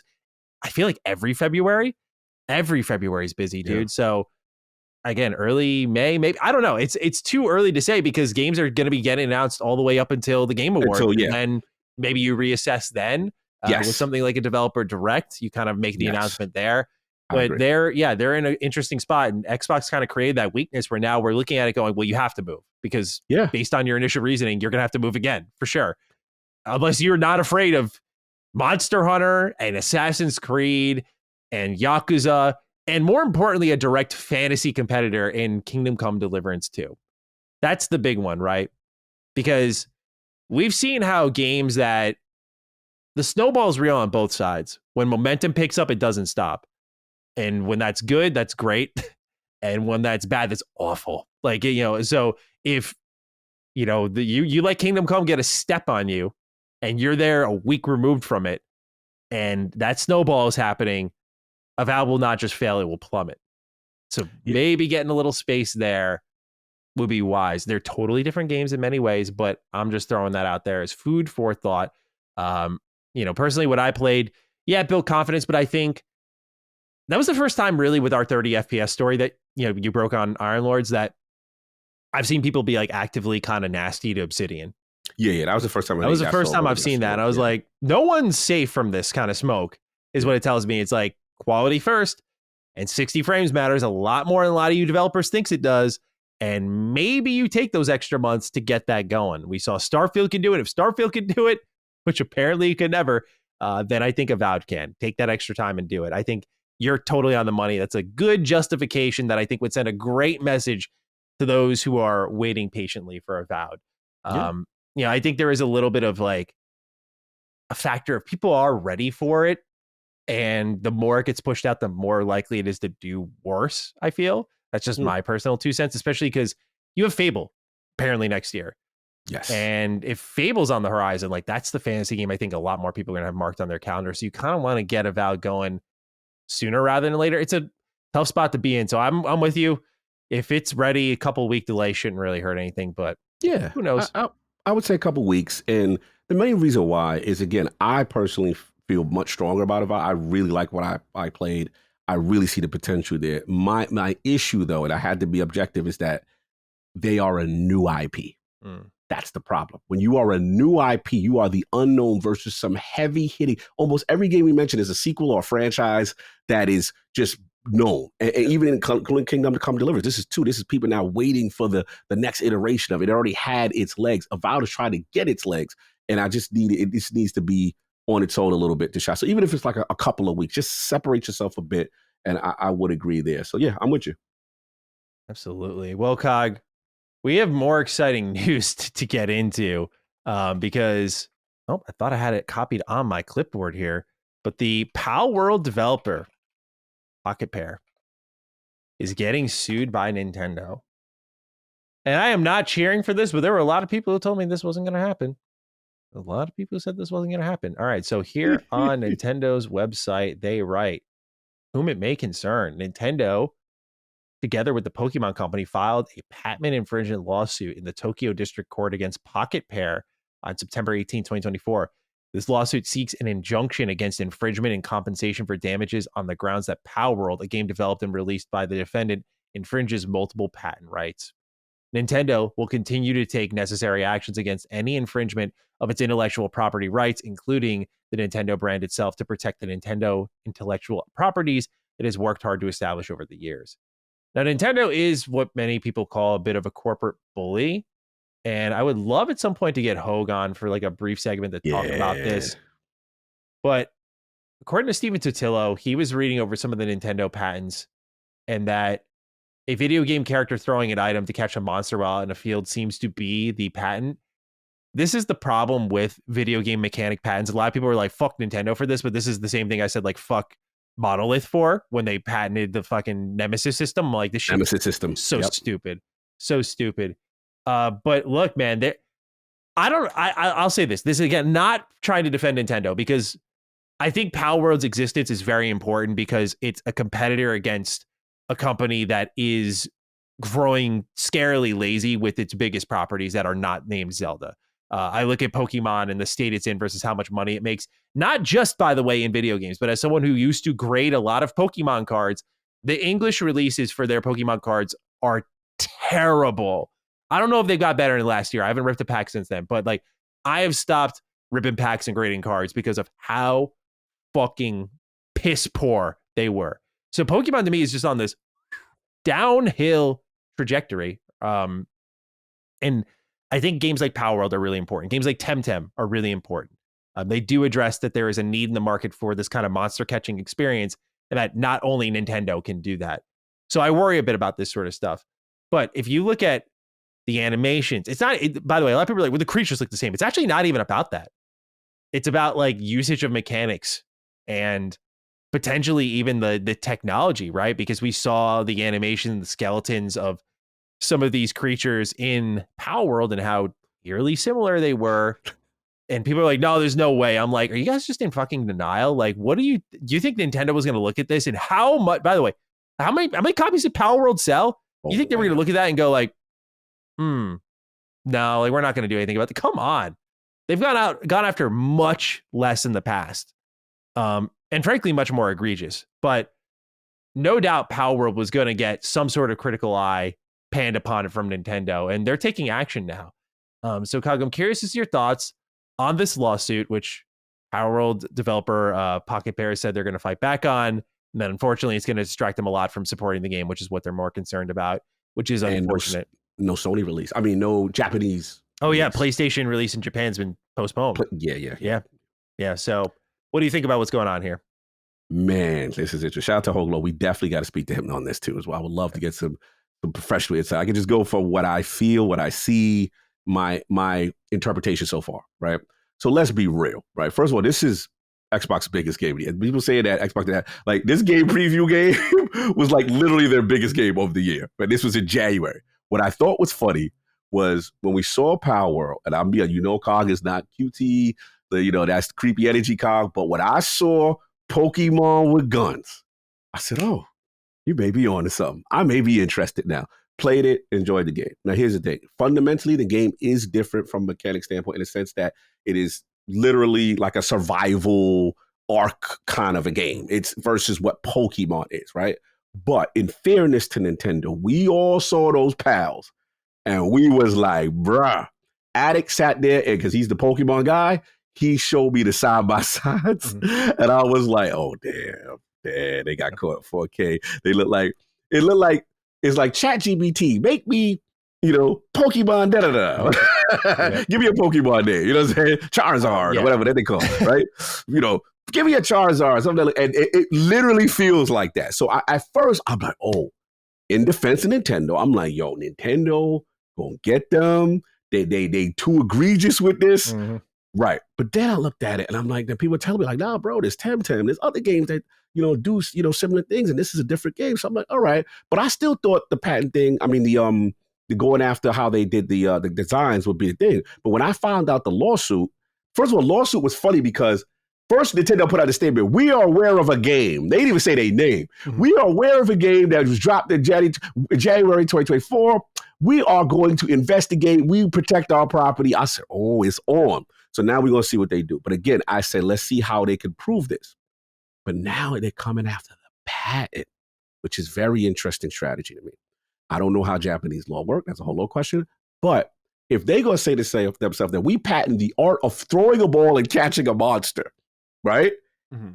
They may have a case if it was already in place. If it was in place and they say, yo, you infringed upon this. Now, this is where I'm with you, Matty. This to me sets a dangerous precedent. And why I don't like it is because even though, yes, Palworld filed for still designs, I don't like this patent thing because one, to me, it cripples ingenuity. Basically now, like you said with the Nemesis system, part of the games industry's growth and excitement and how things evolve is people take existing things and add on and make it better. And then the fans decide based on that, in improvement or evolving, that is the wave. That is what we're doing. What Nintendo is saying is no one can do this at all in any capacity. And what I don't like, it promotes laziness because like the Nemesis system and like these things, we haven't seen any advancement on it. We haven't seen anything else. It's just patent for the sake of patent so that they could get a bag. And that's bullying. And I don't like that. So there's a part of me that, look, I understand Nintendo is gonna Nintendo and Nintendo has to protect things that they feel is violated. I'm not going to say Palworld has not violated on any ethical level. I could give them that. So to me, this is like, how can we get them in some way? We got to get, and they waited until their money was up, the sales are up. And here's the key thing people are forgetting. Palworld just got a PlayStation, a Sony bag. Remember, they got the Game Pass bag, they got the game preview. They got a Sony multimedia entertainment bag to make Palworld TV shows, movies, transmedia, all of that. Nintendo said, oh, hell no. Y'all not going to be bigger than us. That's what this is. As soon as that went down, they were like, we're putting the kibosh on that, sir. So we got to see how it plays out. But I do feel Pocket Pair may be in trouble because I don't know if they do have that patent. And this, again, these are whole lore questions. We got to get them in the realm of the Dukes. Can they really escape that? And they may have to, and then Nintendo got that money to stall you out legally. They could do tremendous damage to them. So they're in trouble here. So we'll see. We'll see how it plays out. But yeah, I was very, very much interested in this whole situation because this is wild to me. Yeah, I'm trying to. Oh, here we go. I think I found the tweet from Hogue. Well, he said probably this is September 18th. He said probably going to need more specifics before I can comment more completely. But Palworld is such a different type of game from Pokemon. It's hard to imagine what patents, not copyrights, might have even been plausibly infringed. Initial gut reaction is Nintendo may be reaching. True. And I never want to go against Hogue, but I guess my thing is, if let's just say hypothetically, if they have something in place before Palworld was developed that says the art of throwing a ball and catching a monster is ours. Man, to come on. And I don't know how Japanese law, but yeah, we gotta. Yeah, look, I always defer Hogue law, but none of us are experts on this. As we learn with the Activision Blizzard stuff, and so we leave I'm it. I'm just speculating. This is just speculating. Yeah, but we'll see what happens. But yeah, it's very interesting to follow. But I will stand on my sword. I don't like the idea of patents for every single little thing in gaming. That would be literally like Imagine if turn-based RPGs like got fucking patented. Imagine that, dude. Bro, you Like- could patent anything. Sony could sit there. I said it on LP. Sony could sit there. There's a joke me and Travis says with, the first person, just one games from Sony. You know how like every time during the loading screen, the character goes through the crevice, the wall, and it's a cinematic. Sony could say the art of doing that in the loading screen, crevice crawling. That's us. We made that. You can't do that in any of your games to go between loading biomes or area. Yep. Xbox could say, hey, the art of curb stomping an enemy in Gears, or the art of using a chainsaw on a gun and dismembering, that's ours. Space Marines 2 come to court. Like, you know what I mean? Like, it gets, I don't like where that goes. It's very bullying. And then again, it stifles ingenuity that people can add on to things. That's how some of the best games came about. Yeah. People add on and made things better. Yeah. So, yeah, absolutely. That's where I'm at. Well, for now, we move on to Like a Dragon Pirate in Hawaii, which got announced this last week. It's releasing February 27th, 2025. Zip Davis has the write-in. Hello, ye scurvy dukes. All this time, I stayed quiet and listened, but now a new challenger is entering the ring in the Kiryu versus Ichiban debate, and his name is Goro Majima. I'm so excited for this new Like a Dragon Pirate Yakuza, and I'd love to hear your first thoughts on it. Maddie, when you start your Yakuza pilgrimage, I recommend starting with 0. Have a great day, and don't forget to let out a big hooey. Thank you, Zip Davis, for writing in. We appreciate you. What's the whole dog, the Yakuza guy himself. What are our thoughts on another Hawaii-focused Yakuza game, this time starring Goro Majima? You get to be a pirate in this game, more action combat, not turn-based. What are your thoughts, man? Bro, so remember we did a couple of weeks ago, like they working on something. Mm-hmm. We don't know what it is. They kind of hinted it might be a departure. Bro, this is the last thing I thought about. We're totally on the money. They're like, it's something different. No one's really going to guess it. And they were totally right. I had no idea. Right? So it's just like, first of all, I watched the trailer and I'm like, what is going on? And I'm like, okay, this is Majima. He's on the beach. It's kind of similar to a, like I said, an Infinite Wealth kind of story. I'm like, what is happening? And I'm not going to spoil, but yeah, he had a minor role in he had an appearance. Let's just say he had an appearance in Infinite Wealth, right? I'll just leave it at that. So I'm sitting there, I'm like, all right, and I watched it, and it just goes into this like Sea of Thieves meets. He looks like Cervantes from Soul Calibur. If any of my Soul Calibur guys knows a pirate with the two swords, they got him in the purple. He looks just like him. Yeah. It is hilarious. Then I'm like, okay, this is after the events of Infinite Wealth. So they look like they're continuing, which is again the Palakana story, which I thought was really cool for my people who finished Infinite Wealth.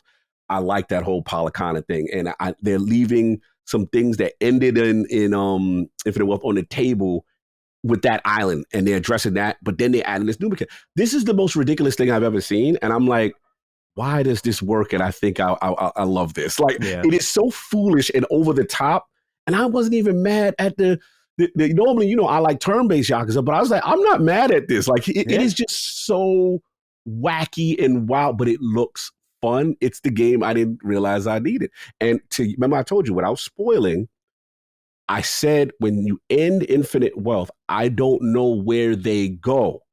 So it looks like they got other things with other people, and Majima's up. And yeah, it's the game I didn't think I needed. It's hilarious. I'm with it. What did you think when you saw it? I really liked what I saw. I was very excited. It kind of made me want to finally get into Like a Dragon Infinite if I could. But, like I said, I already swore to myself I'm going to do the whole journey. You got so many games. I feel for you. You got so many of your games and metaphor. Yeah, it's not going to happen anytime soon. Yeah, I know. You get the ultimate pass because I know all the stuff. October is going to kill me. Bro, it is insane. And Metaphor and a new Dragon Ball game on the same day is like my personal hell and heaven at the same time. It really is. But I'm excited nonetheless. And you got Sonic at the end of the month, a new East game from Falcom. Like dude, bathing in Maddie releases. It's awesome. But yeah, Yakuza is a series I have a decent amount of experience with. For those who don't know, Kiwami 1, 2, Like a Dragon, and Judgment, if that counts. And I like the series a lot. I got my differing takes on it, but when it comes to Pirate in Hawaii, this is where I like Yakuza the most. I'm like, this is so ridiculous and out there. I can only imagine, like, this is just the core game.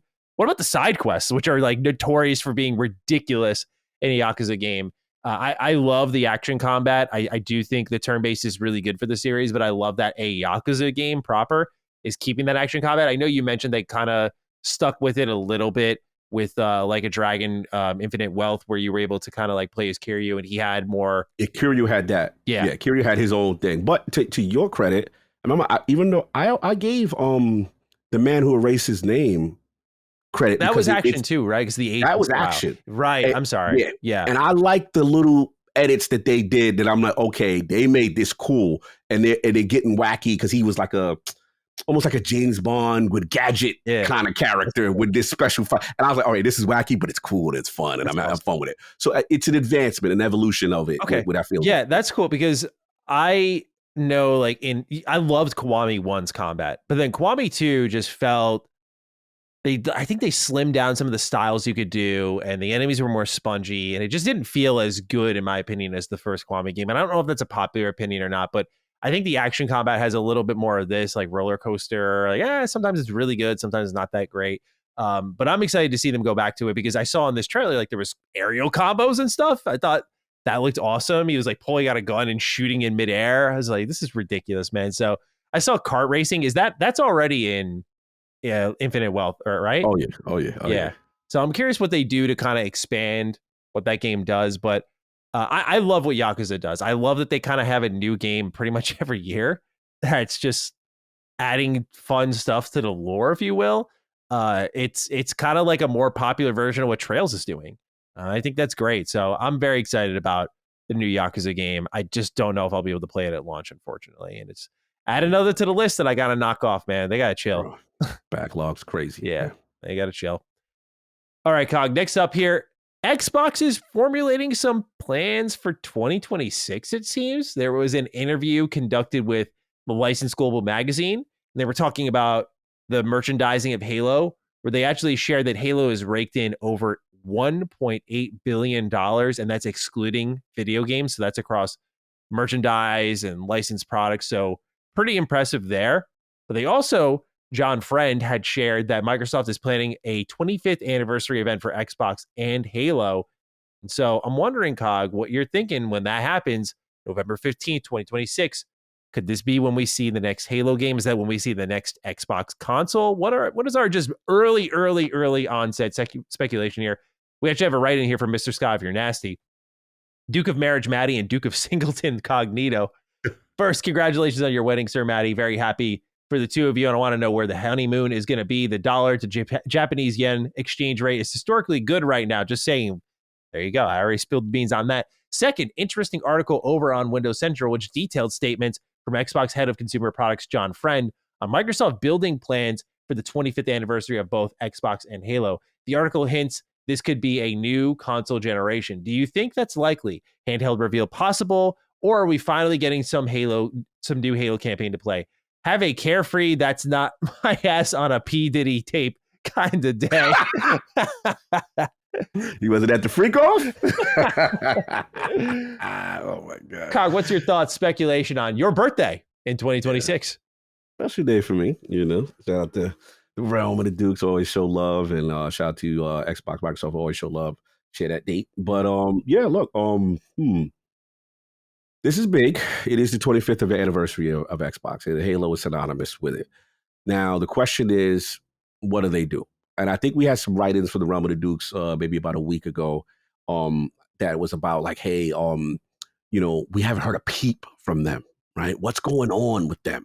And I think that's fair in the sense that we do know like seasons, from my understanding, things are slowing down. They're gonna, I forgot they did that Reach content just recently, but like they basically said they're gonna kind of change their format. And I think they did say they're not 343 said they're not gonna do any more seasons in terms of the Infinite stuff.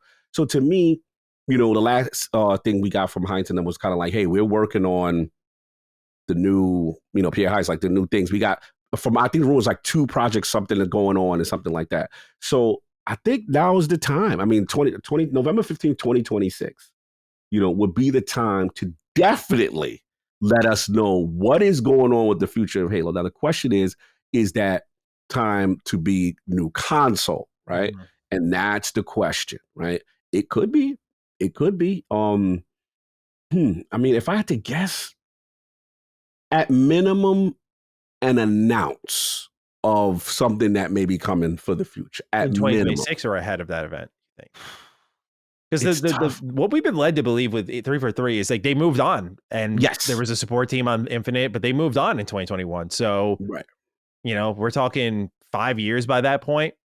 So, yeah. No, I agree. I feel like we will know of Halo's future at that point, for sure.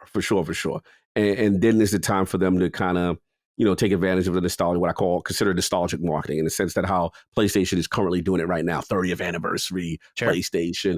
You're gonna get a rollout. They understand. I like this type of talk because at least it shows me that there's still an understanding of the significance of what this is to their console base, what it is to their history, their lineage, and of course the Halo brand. So yeah, my guess, we will definitely get an announcement of Halo in some form by this time. The question is, do we get new hardware, whether it be in the form of handheld or in the form of next generation Xbox? Because obviously Sarah Barnes said it is still coming. It's going to be the most technical leap, yada, yada, yada. Will chipsets and stuff be in time at the ready? At that point is really my only question. But yes, something's coming for sure. There's no doubt. Yeah, I'll be very interested to see what their plans are, because it feels like it's coming to a head a little bit now, just slightly, where it's like, okay, about to be that time to talk about what's next within this next year, if the rumor is true that they're going to launch a new console earlier than their competitor. So I'm keen to see if that includes a Halo launch title, because that would only add fuel to the fire of sort of what we've talked about, which is how this could be a really good Xbox launch lineup, especially compared to the Series X generation where there was none. So yeah, right on. Okay, Cog. Well, we have more to talk about here, just a few more subjects, such as the Xbox Ambassador program ending after 13 years. They write, Xbox has evolved over the last decade, and with that, the needs of our global community. Players are finding more value in engaging with us in other ways that allow them to live our community values of making Xbox a place where everyone can have fun, including programs like FanFest, Insider Program, and Rewards with Xbox. Thanks to the work of this group, the chance for players to experience the joy of gaming is more global and inclusive than ever. And we believe that right now is the moment to bring the learnings and values of the ambassador community into all of our player engagement programs, similar to what they did with Xbox Live Gold. If you had an ambassador badge on your profile, that'll be updated to a legacy variant to mark the end of said program. Kai, what are your thoughts on this here? A little saddened. We what was that thing we talked about with Xbox, and there was like some sort of ending of like hazy memory on it. There was an ending of some sort of inclusivity program or something like that. Do you think a line is connected here? I'm going off of very faint memory of it, but any thoughts on this at all?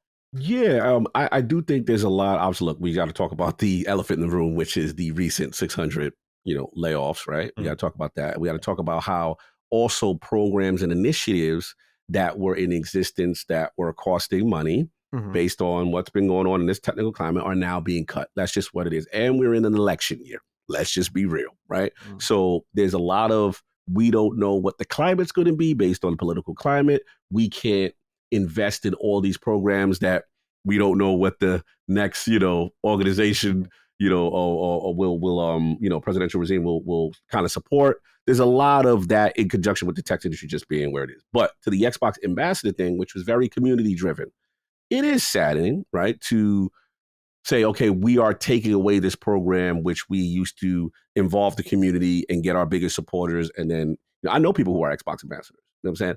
And that's a big thing. Now, in fairness, apparently they are evolving it into something called the Xbox Community Champions.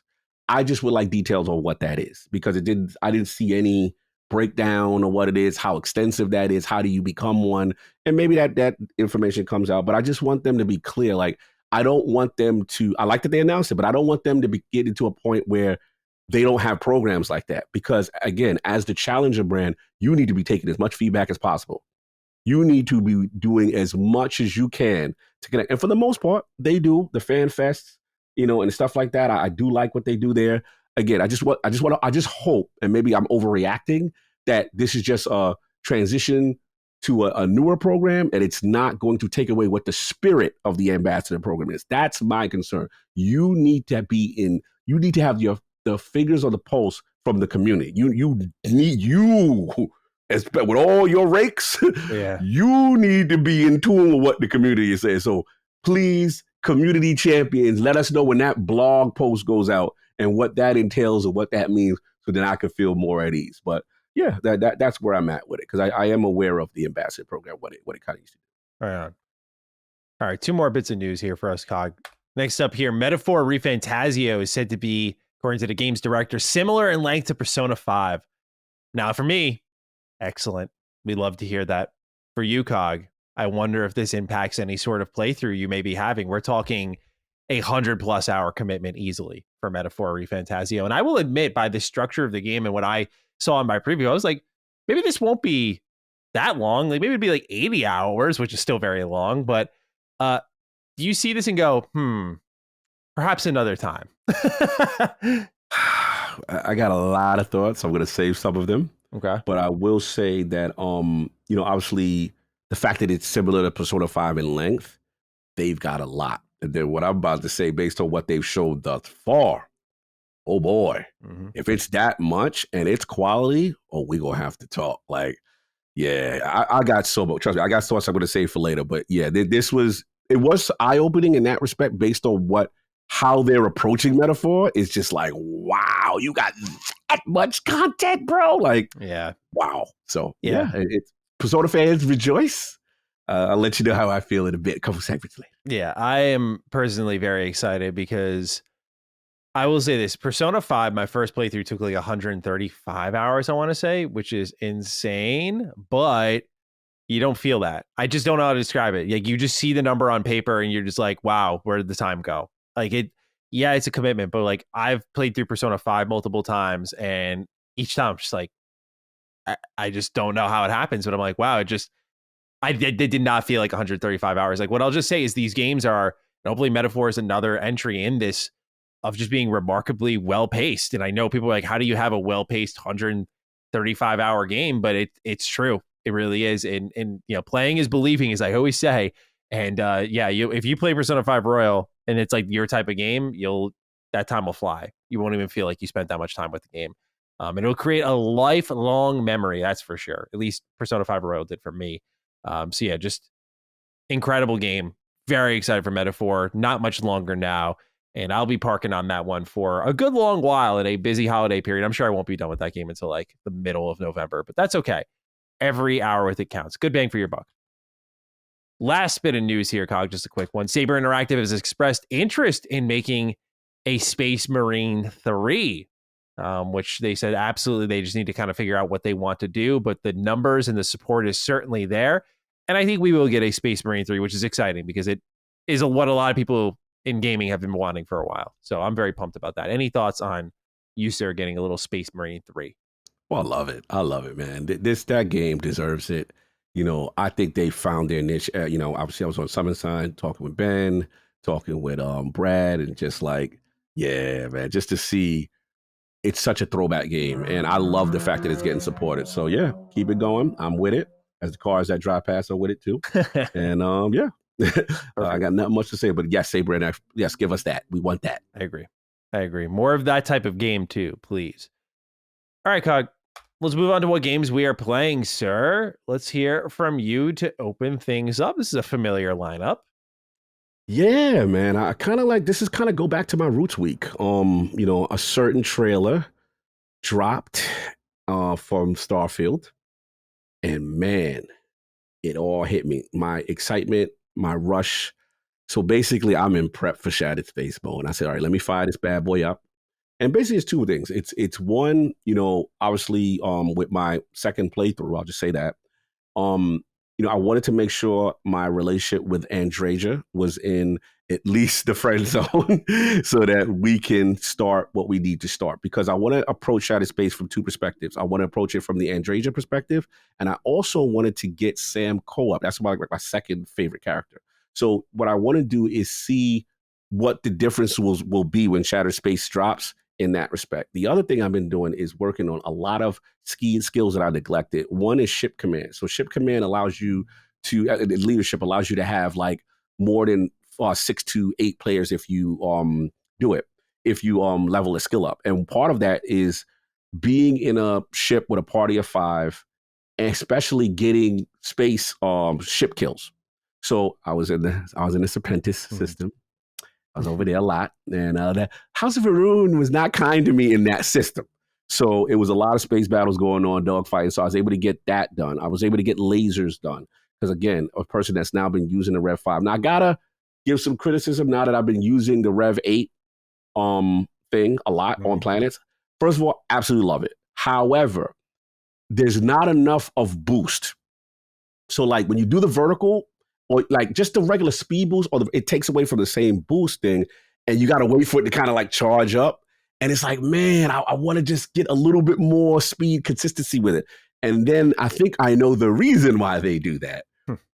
In fairness, when you use that thing on these planets, oh, that frame rate, boy. Oh, that frame rate, boy. That's when the 60 take a hard little takey take there, you know. But I will say, another thing I've been doing a lot is a Trackers Alliance quest. I didn't realize they make so many changes to Trackers Alliance. It is now its own faction. It's an Achilles city. It's well fleshed out. That was part of the free update. Bro, it is literally like its own Ryujin, it's its own thing. Bro, it's a leader. The leader is super dope. Yeah. You got to do this quest. Yeah. Like, he's on some, so you've done it? I haven't done it. Yeah, I did when it first came out. I was like very happy with it. Yeah, I didn't touch it at all. Because what I noticed is when you do the quest, I'm like, oh, when you do Starfield quest, when you got a big icon next to it, that's either a Starfield Constellation quest or a faction quest, right? Yeah. You like, I'm like, what's this? I was like, did I miss out? Did I miss out on the faction of the game? No, they fleshed it out. So yeah, I've been doing those quests, the bounty quest, actually more challenging, high level enemies.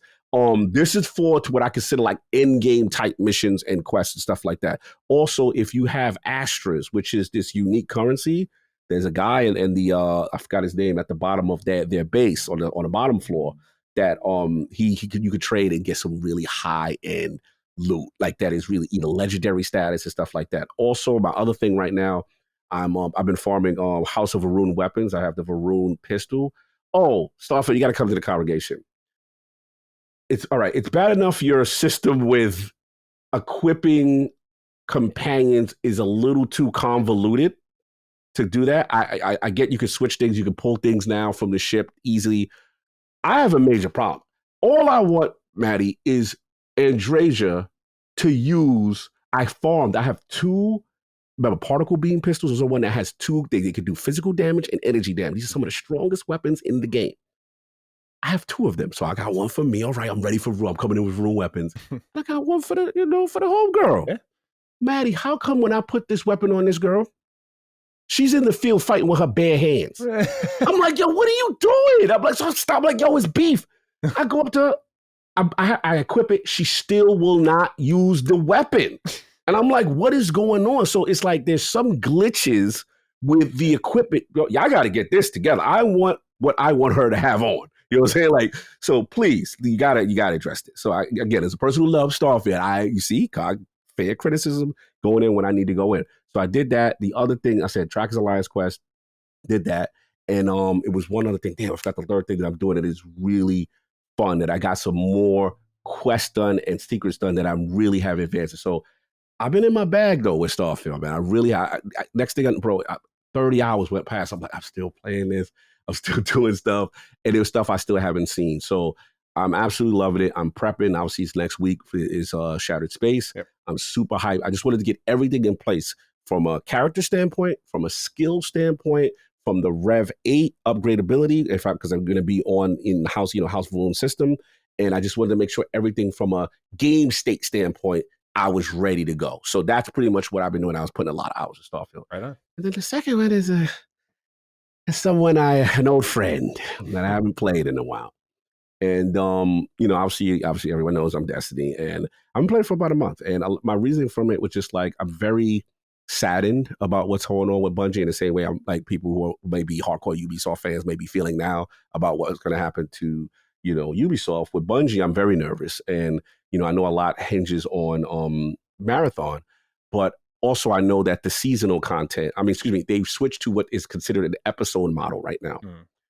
And I have to be honest. Destiny, you got to come to the front of the conversation again.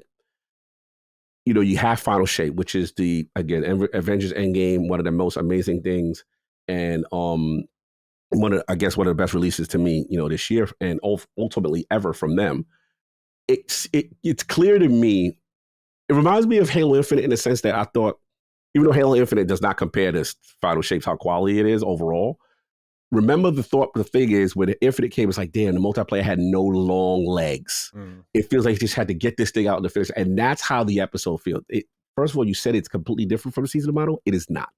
It is the same. Listen, it's hard enough to tell a story after the witness and you defeat the witness. I get that.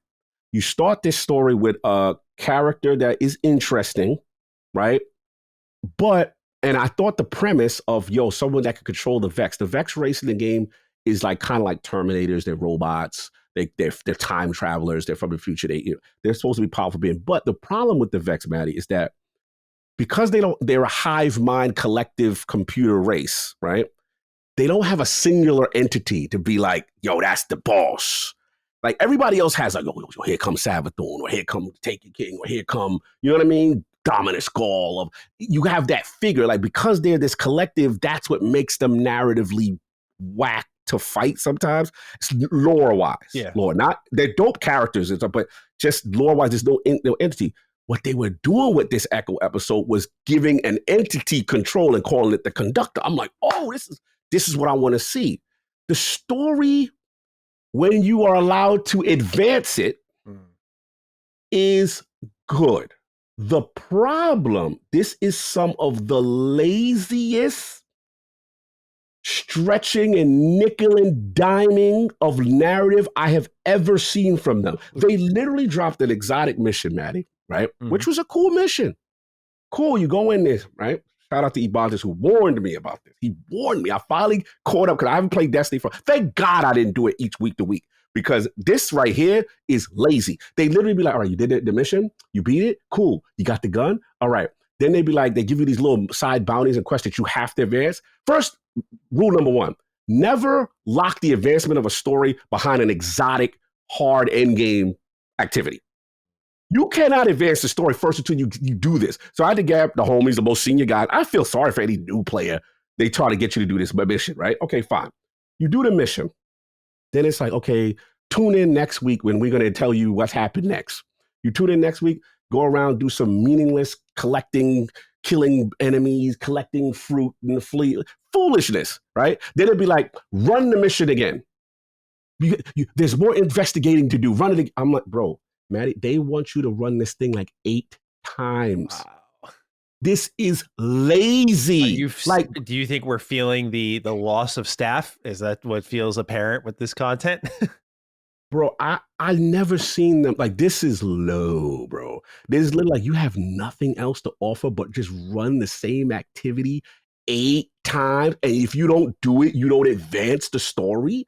What? How is this different? This is worse than Seasons. At least Seasons, I guess they have a couple of little other activities you could do, but don't tell me to run an exotic mission, which is endgame content, 8 times. So I was just like, all right, thank God I had my homie. We hustled the situation. I was able to get all the 3 bounties lined up to just do this thing maybe 3 times.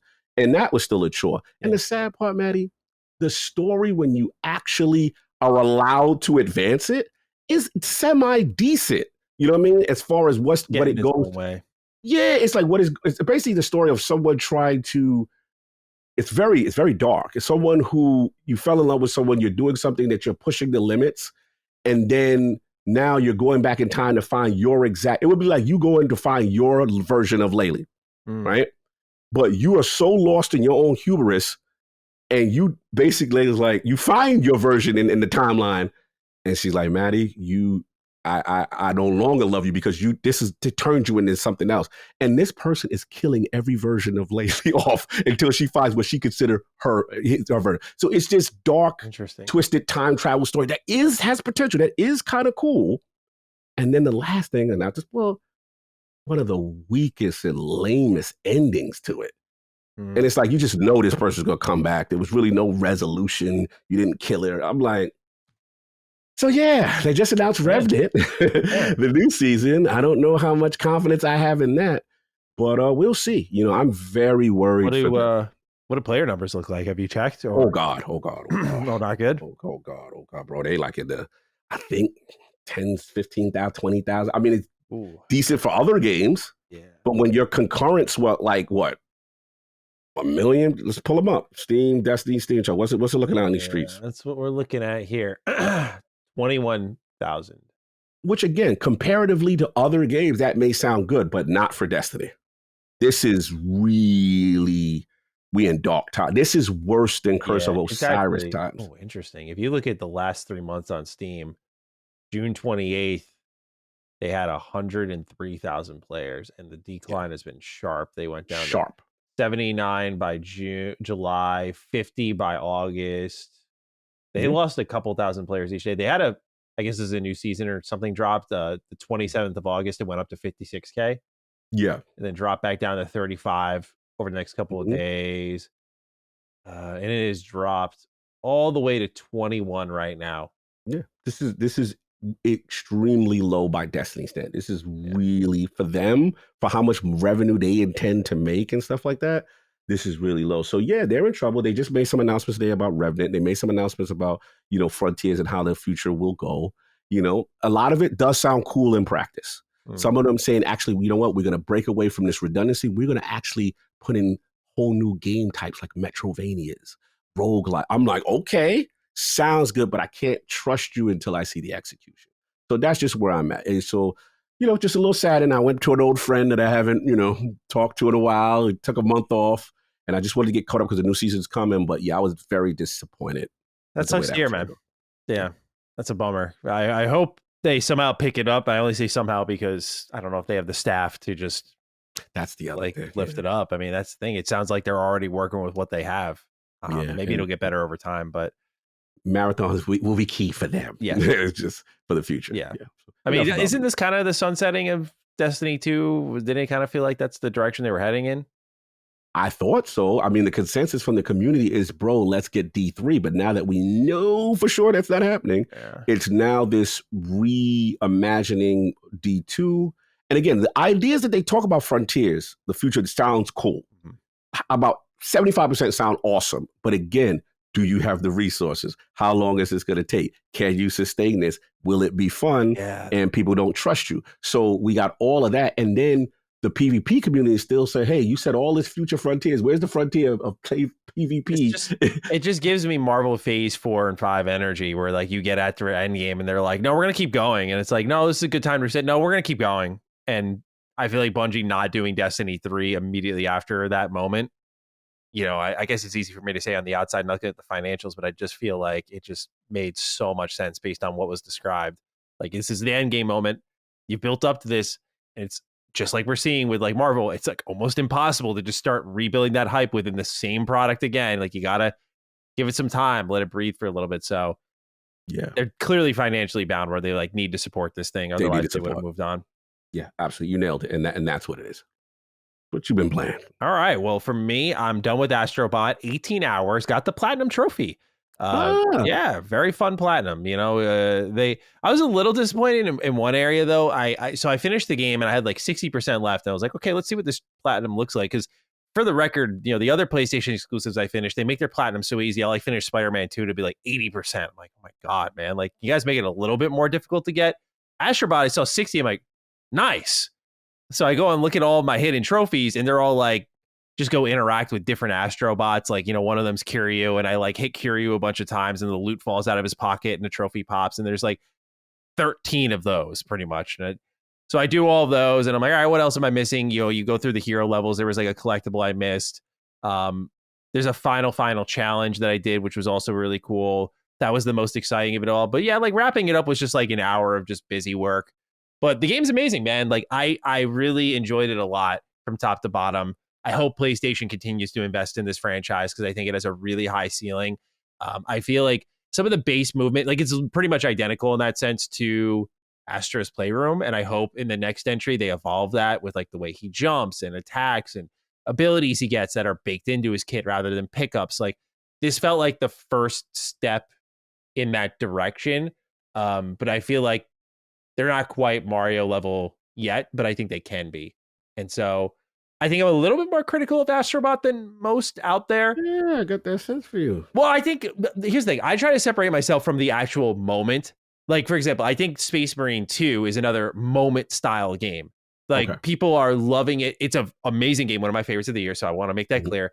But I think a lot of people are in that very moment of games suck right now. I hate how long and big games are. This is a 10-hour campaign with the old multiplayer I used to love plus co-op. This is what I love. This is what I've been looking for. And I feel like that gets so hyped up that some of the objectivity is lost in like what can make Space Marine 2 say a better game. And same thing here with Astrobot. Like, yeah, it's not a third-person open world game from PlayStation. This is so different. And for that, a lot of the criticism I think gets watered down. It's like, I think Astrobot does have some areas of just not like it's a flawed product, just areas it can very much grow in. And I think to me, the only problem I really had was like the base movement because it limited the challenges. The game was very easy, all things considered. Like that's what Addict said. Yeah. The final challenge was I thought a pretty good toughie that was like, man, I wish there was a few more of these. Like, yeah, I don't want you to crunch me every time, but I just thought the game was pretty easy. And I think very similar. He literally said this to me verbatim. This is so scary. Yeah. Eerie. No, it's so funny to hear that because I feel like when I feel like I gotta listen back to what I said, but I saw one of the top comments last episode was like, yo, Maddie, like, I can't believe you said you didn't like the Astrobot soundtrack. I was like, I don't like certain tracks in the game, but I said, I don't fucking dislike the whole soundtrack. So I try to be careful when critiquing this game because I'm like, there's an immediate sword and shield ready for it. I'm like, look, it's in my top 10 of the year. You know that now. It's okay. I'm just saying things like Astrobot kind of just grates it gives me like, that's the anthem for the creeps at the park type music, bro. Like, that's what they have playing in the background. Yo, not the Candy in the Van music. Yeah, that's what I'm saying. He's going to have the van, Candy's going to be hanging out, and all you're going to hear is Astrobot blaring out the windows. Yo, you on fire right now. That's getting clipped. You stupid. That's hilarious. Awesome game, though, for real. Awesome game. I did enjoy it a lot, seeing all the cameos and stuff. I would also love what they do with the hero missions. I wish there was a little level of permanence. Like, I don't want to spoil any of them because it's definitely the best part of the game. But like when you meet one of these, we'll call them PlayStation heroes, and you do a certain ability for their level, I would love to take that ability with me and see how I can interact in future levels with it. I just think that would be, I know it's a little more complex of an ask, but I really think it would make for a truly amazing game rather than pretty much what they did in Astro's Playroom was like, all right, you're going to collect hardware. And in Astrobot, you're going to collect characters. And the characters are much more exciting, but then it beckoned that idea of like, man, we can take this like one step further. So it excites me. I'm very excited for the future of the series. And yeah, I got the platinum trophy out of a labor of love for Astrobot. Thought it was great. And Nice. Very excited to see how this series grows. And evolves. Yeah. And what I get from you is like, the nostalgia is amazing. The game is fun. The game is dope. Yeah. Now let's take the next step for pure platforming and just a little bit more like challenge. The training wheels are off. Yeah. You got the attention. Everyone knows you're really good. I think that was kind of made clear with Astro's Playroom, but now it's like a full game. And honestly, dude, kudos to them. I didn't expect to spend 18 hours at this game. When I picked it up and I played it, I was like, yeah, I'll be done with this in like 10. But I really kind of just took my time chipping through it in between games and stuff. Just like, all right, I'm going to play through a zone of Astrobot. And in that sense, awesome. The refreshment really came in like, I have been a little more disenfranchised with the typical PlayStation exclusive. And I do love that Astrobot stands for something different. It's what I've kind of been asking for. Like I grew up with games like Astrobot. When you really think about it, the 3D platformer really defined for me one of my favorite eras in gaming, the PS2 generation with Sly, Ratchet had platforming elements, Jack and Daxter had platforming elements, like all these games. It was like a staple. What were you doing beyond 3D platforming was the question. And so Astrobot brings back a little bit of that simplicity. And I hope PlayStation continues to embrace and experiment, and I hope it sells strong because I'd like to see PlayStation take some of their capital and throw it behind games, like a Helldivers 2, like an Astrobot. This has been a great year for PlayStation in how they have had some really fun surprise successes, particularly Helldivers 2 being the real surprise on the level it reached. But Astrobot is another one where I'm like, yeah, more of this. Like, I know I've been critical of PlayStation's year. I know some people don't agree with that, but I really am excited by where they're starting to put their money because I'm getting more of the games from them that I want, and I'm playing their ecosystem more because of it. Because it's like, yeah, like for me, Ghost of Tsushima was like the creme de la creme, just one style game.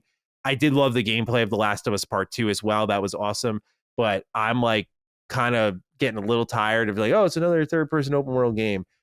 So I do want to give Horizon Forbidden West a try at some point. But I'm excited by the idea of them trying more different things. And I hope on their list is a first person shooter not named Concord. That would be awesome. That part there. Because originally when I saw Concord, I definitely got like the immediate, like my hype blinded me for a moment. And I know it sounds like a weird sentence with everything that happened with Concord, but it was just, oh my God, an exclusive first person shooter for PlayStation. And then PlayStation, yeah. And then like I took my glasses off and I was like, oh, I was like, this looks like shit. I was like, fuck me. This is not yeah. So yeah, like that one got me caught up, but I do want to see PlayStation continue to tackle these types of games. And so Astrobot is not only a great game that stands on its own, but really represents something I hope they continue to pursue down the line. Will it be as big as God of War?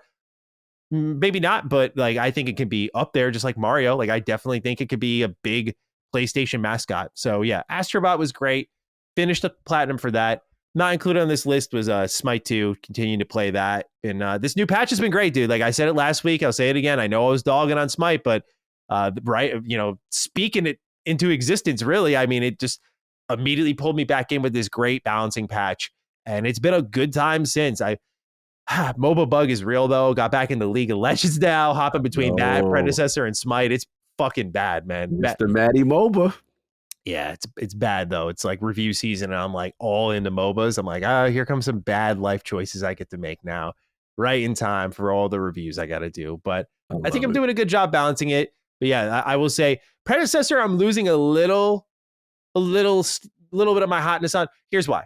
Number one, character designs are not inspiring greatness for me. There's some in that game that look cool, like Kira looks really cool. She sucks though, in my opinion.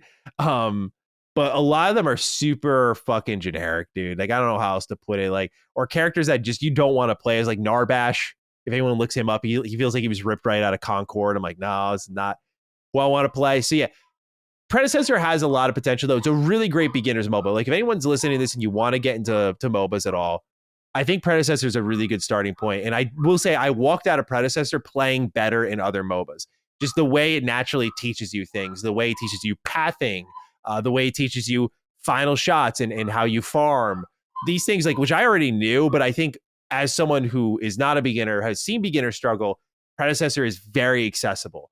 Very accessible. I have a couple of friends who are playing their first MOBA alongside us, and they've really taken to predecessor because of the way it kind of trains you. So I will just say, if anyone's listening, they're like, these MOBAs are interesting me.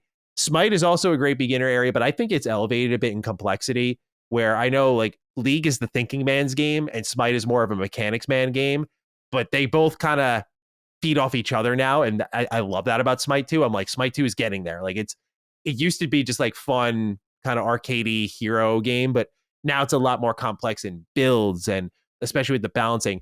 It's still got a ways to go. Like I hate Bacchus in this game, bro. Any of my Smite players out there, can we get a hell yeah to fucking banning Bacchus off the face of this earth, bro? This motherfucker can play solo. He can jungle. He can play mid lane. I had a dude play carry on us with Bacchus, an ADC Bacchus. That's insane, dude. Insane. He was also playing, he was doing a solo lane build in the tank role. Like this guy can do anything. And I think that's the sign of a broken champ. You can't have a champ that does everything. He has to be bad somewhere. And Bacchus is bad nowhere. I can get like flex options. That's the fun of a MOBA. Like, oh, I'm going to play Athena jungle. Like this traditional sort of support role as a jungle. Like I get getting unorthodox, or for me, I love playing the Morgan in jungle. Awesome time. She's typically a mid laner, but I love her in the jungle. But Bacchus can just do everything, dude. And like role flexibility is really important, but holy shit, he kills my vibe big time. So yeah, not liking this game. Yeah. I was looking at like see if any the meta people. Bacchus is too strong. Yeah. You know what I'm saying? Can they nerf him already? I am seeing some comments there. It's kind of funny. Yeah. I always love watching the meta of games and like that deep lore of the community, how people are feeling.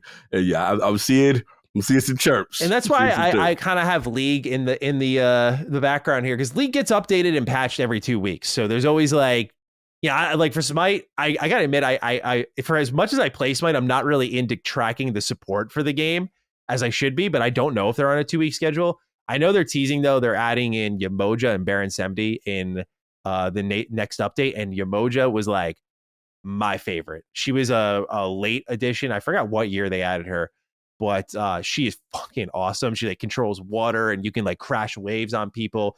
And my Yamoja support was filth, bro. Like I just did not die as Yamoja ever.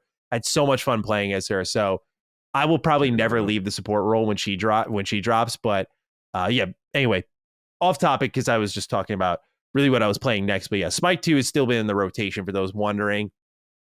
And Aura History Untold. Yeah. Got to talk about the newest Xbox Game Studios title. Am I right? Talk about it. Yes. Well, not Skywalker has the right, and Dearest Dukes Untold.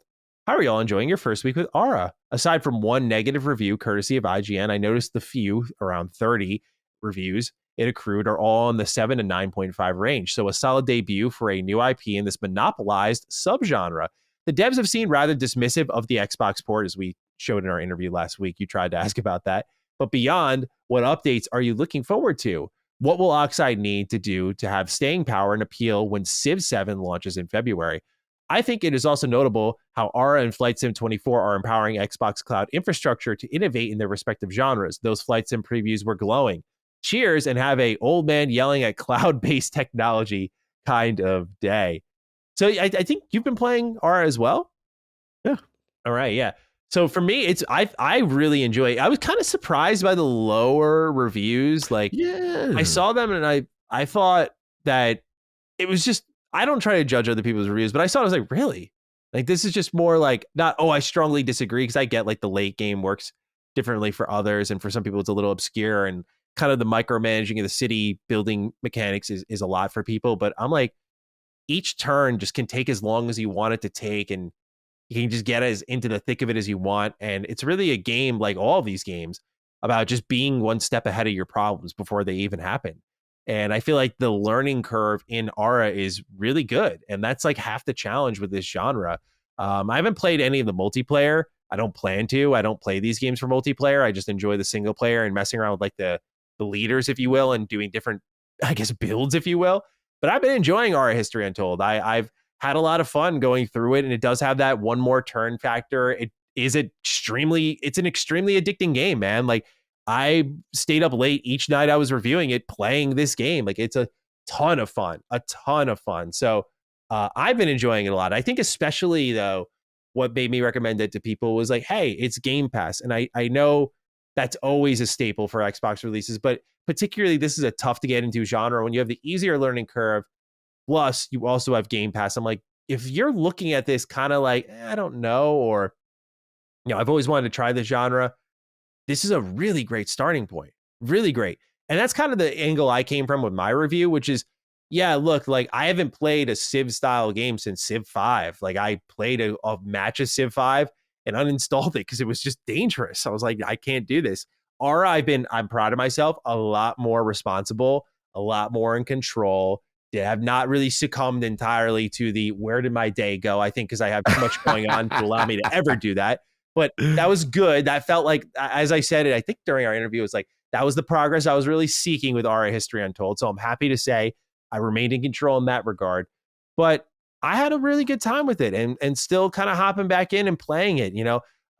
It's kind of exactly what I expected. I just think it's very pretty too. Like, I love, being able to zoom in on the civilizations and see them building and doing their thing. I love the event system and the kind of the storytelling there. Like, I think it's so cool. So I really like Our History Untold, and I can see why some people didn't jive with it. IGN 6, I didn't watch the review, but just on number score alone, I was like, really? I was like, this is pretty fucking low. But what do you think of Our History Untold? I love it. I mean, the thing that surprised me again is I'm not the 4X strategy guy. I've never really been that guy, and the thing that I liked about it is, to me, it presents itself in a dope way with the prestige system and how you do things to kind of get your renown up amongst your people. It is about taking care of your people, you know what I'm saying? And that part I do like. And I think for me, the appeal, and we said it in our interview, was the event system. I thought it was dynamic. It's also, and I love the technology eras when you start to really advance things and bring things to the culture and stuff like that. Super dope. Interacting with other leaders, the diplomacy, the lack of diplomacy, the war, like, that's cool. And I thought it was presented in a way that wasn't, I always judge a game by like its tutorial, how deep it gets. And I thought when I played that, and then when I started to play the main game, that like the ease of use was really cool. Like I felt like to kind of to on board. You know what I'm saying? It wasn't normally these games are very overwhelming. You know what I'm saying? Kind of thing. And I felt yes. And don't get me wrong. There's depth here. There's depth. But I do like the idea that it could end. You could get cold and try to unless you're not one step ahead and thinking about things on a certain level. And to now Skywalker's question, I thought the dopest thing is again, I'm not a multiplayer guy, but when you have something that this simultaneous turn system and they're utilizing cloud tech in this cool way, I think that is dope for the advancement of that genre. Like that is super cool that they have things like that because no one wants to wait around on 100 turns, doing that. And they figured ways to keep people involved. So yeah, I like that. I like how Xbox Cloud to innovate respective genres, like you said. And what will they have to do for the staying power and appeal as far as what updates to your question? I think the key for them is going to be, they gave us the exclusive, like, hey, more leaders are coming. If you have more iconic figures that people relate to, that's going to be big. And the key is listening to community and the roadmap. So if people give them feedback, taking it, assessing it, going through, I think that's what even though they're different genres, that's what Tekken's going through right now. Tekken realized, okay, we made this very aggressive game, but then the hardcore calling it casino, where it's like you get the press, and then it's 50-50, low, high. It becomes like, I got to guess or I die. Yeah. Right. And they say, you know what? We don't have enough defensive options. Let's fix that. And Civ is going to have to listen to their base. But what I like that they do, especially, I follow their dev blogs. What they do really cool is they're listening. They talk about player culling and how they're handling that. And so it looks like Oxide is on it so far, but time will tell. Time will tell if they continue it. But from what I've seen from this foundation, yes, I didn't feel it was, the 6 or whatever. I thought, this is a solid 4X game. And from a guy that I'm the demographic they got to hit. Yeah. To be honest, you know what I'm saying? Because you the Civ guy, you play those type of games and you get addicted. I'm the guy that don't, and I was like, oh no, this is fire. Yeah. So I like that. I like the choices they make so far. So far so good. The best thing they can really do, honestly, dude, is just keep doing what they're doing. They have seemingly the support infrastructure. Like they had the play testing set up with fans for over a year now. We know that they were already kind of feeling things out with their fans. So they have the feedback, they have the pipeline. They kind of got to step on Civ in that way. And I think Civilization is in an interesting spot because artistically, I know people didn't like where 6 went. I haven't paid close attention to 7 and like the gameplay reveal and stuff and what the reaction to it has been. I just know that people are a little more lukewarm on 6 compared to what I thought 5 was fucking brilliant. I love 5, obviously, but 6 I did not get the hook for at all. So I feel like as long as Oxide keeps doing their thing, continue supporting, continue building out, I think there could be a natural migration of players who either commit now because they're here all these months early, Game Pass, there's that accessibility, the support, the pipelines there. Like everything's there for them to succeed and have it all come together. I think especially if Civ 7 doesn't really land, then, not a great spot to be in for them because, again, Oxide's just already rolling right now. So I'll be keen to see player count numbers and if there's any sales numbers for this one at all. I wasn't expecting anything massive for Our History Untold, but it'll be interesting to see if it gets anywhere. Because to the point of what Skywalker wrote in about, not many reviews, and this was the only ill-advised thing about releasing Aura when they did, because a lot of outlets prioritized, and understandably so. I almost did. Frostpunk 2, which is not an exactly similar game, but people think about them the same way. I think like, computer-focused civilization management style game. And I think Frostpunk, which has already been confirmed to sell over 350,000 units, has made its money back, was definitely the broader appeal. And I almost did that, but I was like, you know what? I want to kind of review something a little different, kind of go off the board and see how it goes. I'm actually pretty pleased with how it performed. I was pretty happy with it. I know Frostpunk would have done better, especially because it's kind of got that post-apocalyptic Fallout feel. But I'm happy with what I did there. But I do think if I'm Our History Untold, I would have moved not 4 days within Frostpunk 2 personally. I know Frostpunk 2 delayed closer to them, but I think Aura unfortunately was getting a bit overshadowed by that game. And so outlets made the decision. And that was it. All right, Cog, time to get into the news. Topic number 1, our only bit of major news this week in the world of Xbox is Tokyo Game Show 2024. We're going to be recapping that I never mentioned this at the top of the episode, but we're recording this on a different day. And it is highlighted for me personally how much Defining Duke is like a centerpiece to my week. My whole schedule has felt so off just knowing we were recording this on a Thursday. We switched with the Sacred Boys because they wanted to do an episode to talk about the state of play and get that out as soon as possible. And so we took their typical recording spot on a Thursday to then release our episode on Friday, which worked out for us because I told Kyle when he was posting the idea, I was like, we have Tokyo Game Show to talk about, so works for us. So that's why we're here on a Friday, Thursday, and I think that means we release for free on Monday? I don't know. It's a good question, man. Yeah. I don't know when Sacred goes live. I just work here. Anyway, Todd, we had Tokyo Game Show 24, and a lot was revealed, a lot was announced. Let's get some overall thoughts at the top. What did you think of the showcase itself? You stayed up for it. I did not. I watched the aftermath.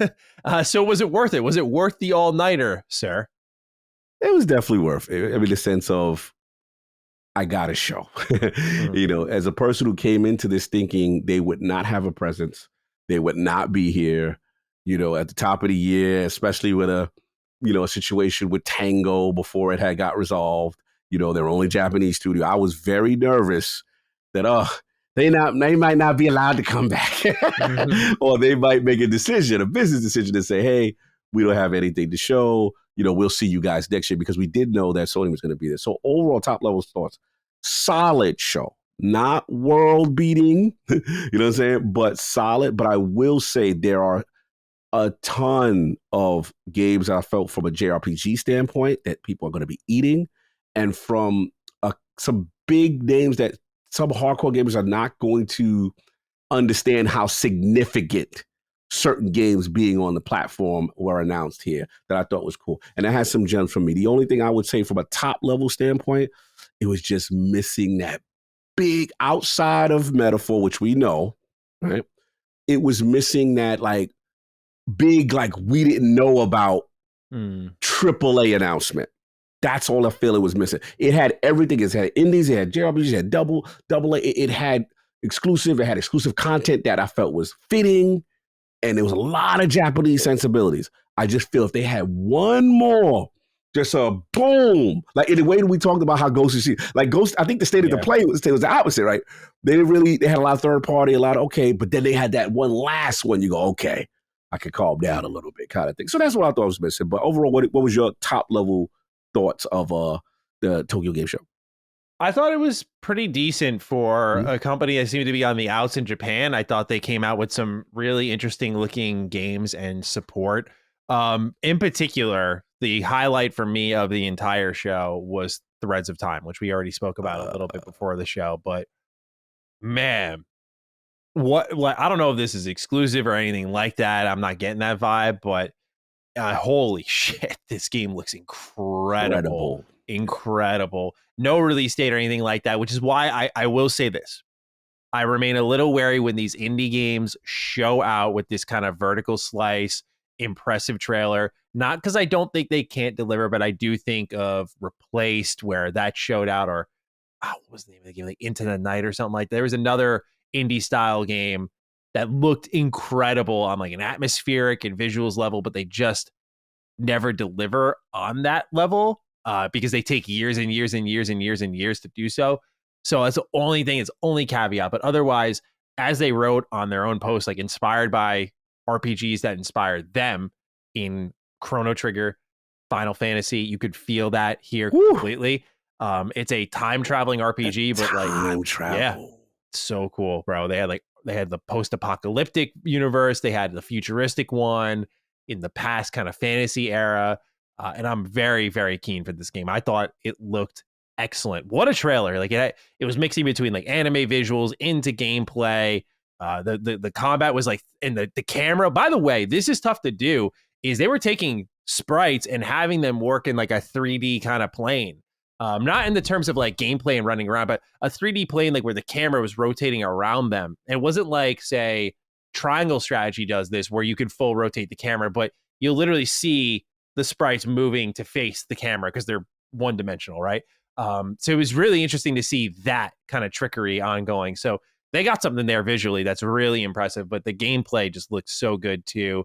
What a marvelous looking game. To me, that was like game of the showcase. That was I know it's not for everybody on a AAA level. For me, that was like the big pop where I went like, oh, wow, that was great. Like I did not know this was a thing that existed, and I'm immediately so stoked for it. Like it looks excellent. Bro, I'm sitting there selfish because I didn't get a particular game I wanted Mhm. overall. And I remember when that game came up, I'm like, oh, yo. Yeah. And Addict started popping off. Like for him, it was 10 out of 10 just for that alone. Yep. And I was like, wait a minute. Because when we saw it, we like, it's one type of game, but no, it's this. Then they were doing these transitions, which was like almost like cinematics into the gameplay. Yeah. But for me, is what you said. I pegged it like, okay, it's gonna be traditional. But then when they went into the post-apocalyptic, I was like, oh, they speaking to me now. Yeah. Now you're going to all these different time periods, and I've never really seen that from a JRPG yet. That ref definitely showed out. We still need a release date for them. You know, I found the studio, I think, on social media, and I was just like, yeah, I got my full attention. Let me shout these boys out because I liked what I see. I believe the developer I responded to the developer, so if you need it here, I can grab it. Oh, cool. Yeah, Ryo Games. Yeah. And guess their bio. Threads of Time, and it says a journey. It's going to be it's going to be on Steam, definitely. But it's a journey through time inspired by JRPGs of our childhood. Chrono Trigger and Final Fantasy 2.5D pixel art and Unreal Engine 5. Yeah. Bro. Sick. Wow. Really good looking game. Spectacular. Yeah, Canadian team. Yeah. Nice. Oh man, visuals are so good. Very impressive game. Very impressive. Very impressive. Absolutely. Everything else that was announced at the show, and we'll kind of pick our favorites here. Yes. World's Edge teases Immortal Pillars expansion for Age of Mythology Retold. Furry friends are coming to your camps in Fallout 76, which when I was first going through the recap here on the Xbox Wire, I was like, oh man, like this is the order of events we're going with here. Indiana Jones and the Great Circle will be localized fully in Japanese, which is very cool to see. Overwatch 2 is having a My Hero Academia collaboration, which is pretty cool to see. I mean, you're gesturing to me like that's doing something for me. Duke of Anime. Are we pleased? How do we feel? Oh, it's just a skin. Not a big deal. Okay, you're the pulse of the anime community. Like I said, when I talk to you at Attic, it's the same thing. I'm like, what's the young boys thinking now? How they feeling about this? Yeah, no, it's I don't know. Having like a Tracer Deku skin is super odd looking to me. I don't know. There's some that do look cool, but I don't know. Not crazy about it, but I haven't finished watching My Hero, so my Hero hype is a little lower. StarCraft Remastered and StarCraft 2 land on PC Game Pass November 5th. I feel like this is a massive announcement. I'm surprised we got no write-ins about it. I thought we would. But again, coming to PC Game Pass November 5th. They say originally released in 1998 and 2010, respectively, StarCraft and StarCraft 2 had a major influence on gaming culture, from redefining the storytelling possible in RTS games to esports to the development of live streaming platforms and beyond. And then they also say test your friendships with All You Need Is Help, available today on Game Pass. Azura Jang is a frantic anime-style battle royale, and that's not available yet, but it's coming in 2025. Atelier Yumiya is coming out in 2025 on Xbox. Bleach Rebirth of Souls is coming early 2025. They had a new trailer for that. This is a new 3D anime fighting game. Dragon Quest III HD 2D remake. They showed off the new Monster Wrangler Vocation. This is still coming to Xbox on November 14th. All of Final Fantasy 1 through 6 available now on Xbox. The Pixel Remaster has arrived as predicted by the Dukes. Fragpunk's closed beta begins on October 10th. The HD remaster of Legends of Mana is now available on Game Pass, as well as Xbox, of course. Metal Gear Solid 3 Snake Eater, they showed that off once more. Metaphor ReFantazio, the demo is available right now. You can go ahead and check that out. That got announced. They showed more from Slitterhead. This is coming out November 8th. I think this game looks awful. Starbites, sci-fi turn-based RPG. I feel like definitely what happened here is that Threads of Time overshadowed this one. But this is coming out, I believe, 2025, but looks all right.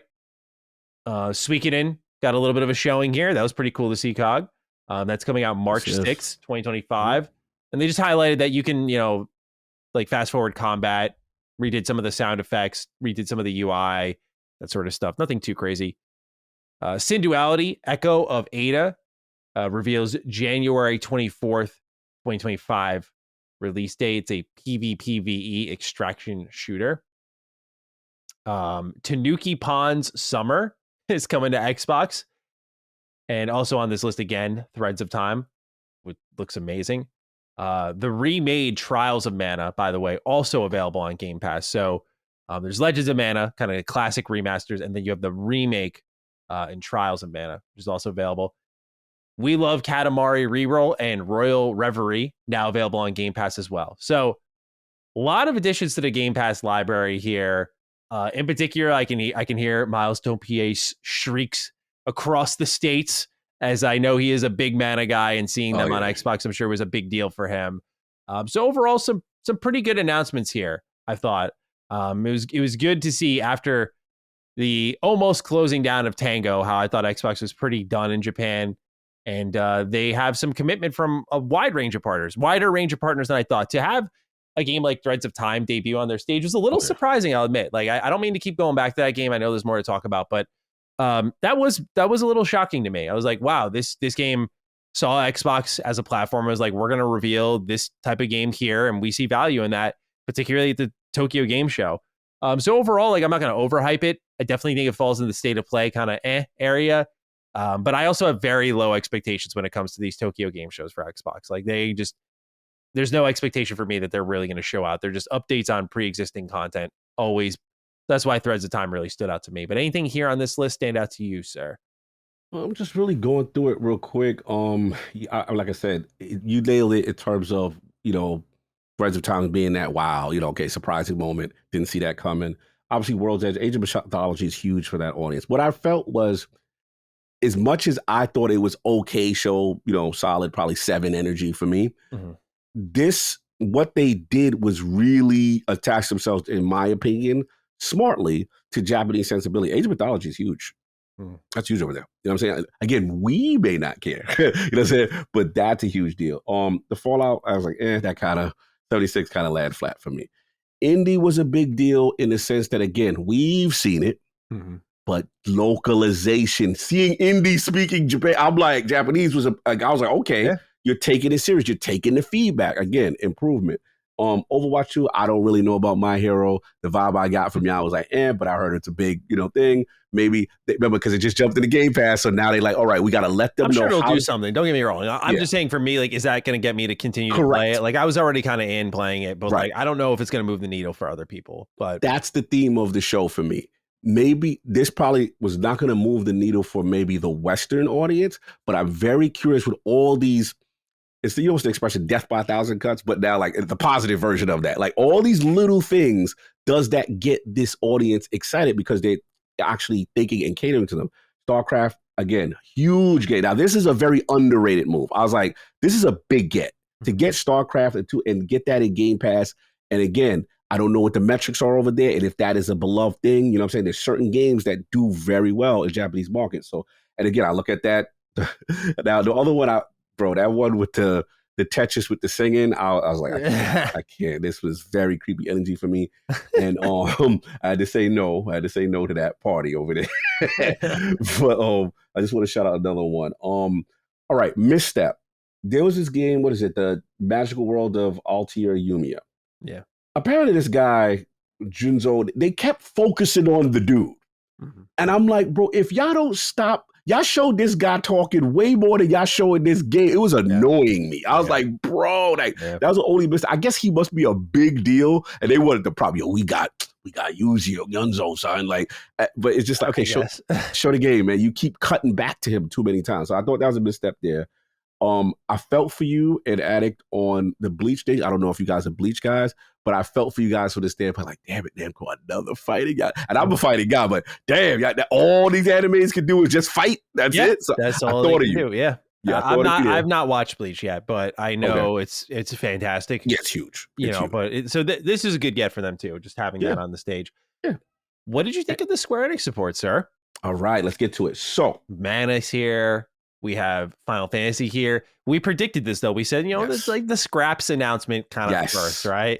Now I was wrong though. I gotta take my L in the sense of I thought this could be the 16 show, the FF16 show. I did think, because I'm like, you know what? PC ports out, right? This is a time to say, hey, at minimum, yo, guys, it's coming. Almost like how they did Octo 2. Yeah. Even if you don't have a date for it, just let you know it's in development, it's coming. And that was the slam dunk for me. That's when it would have took it up a notch. Like, you get that, the newest Final Fantasy, we know it's coming, but I got to take my L because I thought it was going to come and it didn't come in. But let's be clear. Pixel Remaster is a huge deal in the sense of, bro, you cannot miss this platform. And Square has been notoriously bad. So you're fixing the relationship. Then you got the Mana series, the classic, the OG. But I'm going to tell you what this showed me.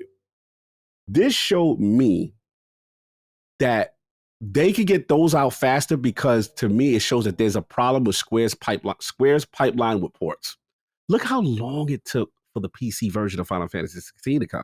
So to me, it shows that they can really only operate one platform at a time. There's something up with that pipeline where they can't do simultaneous releases or get them quick. It's like they can only do one at a time. So I think that's the issue. What I'm hoping is Xbox stepping in, send them engineer ninjas, send them guys over there, get the crack and get the working. I love that we got the picture. That's huge. Don't get me wrong. You don't want that to miss. But now it's like, okay, let's work on it. So I feel like now that's more time. So I do want to give credit, though.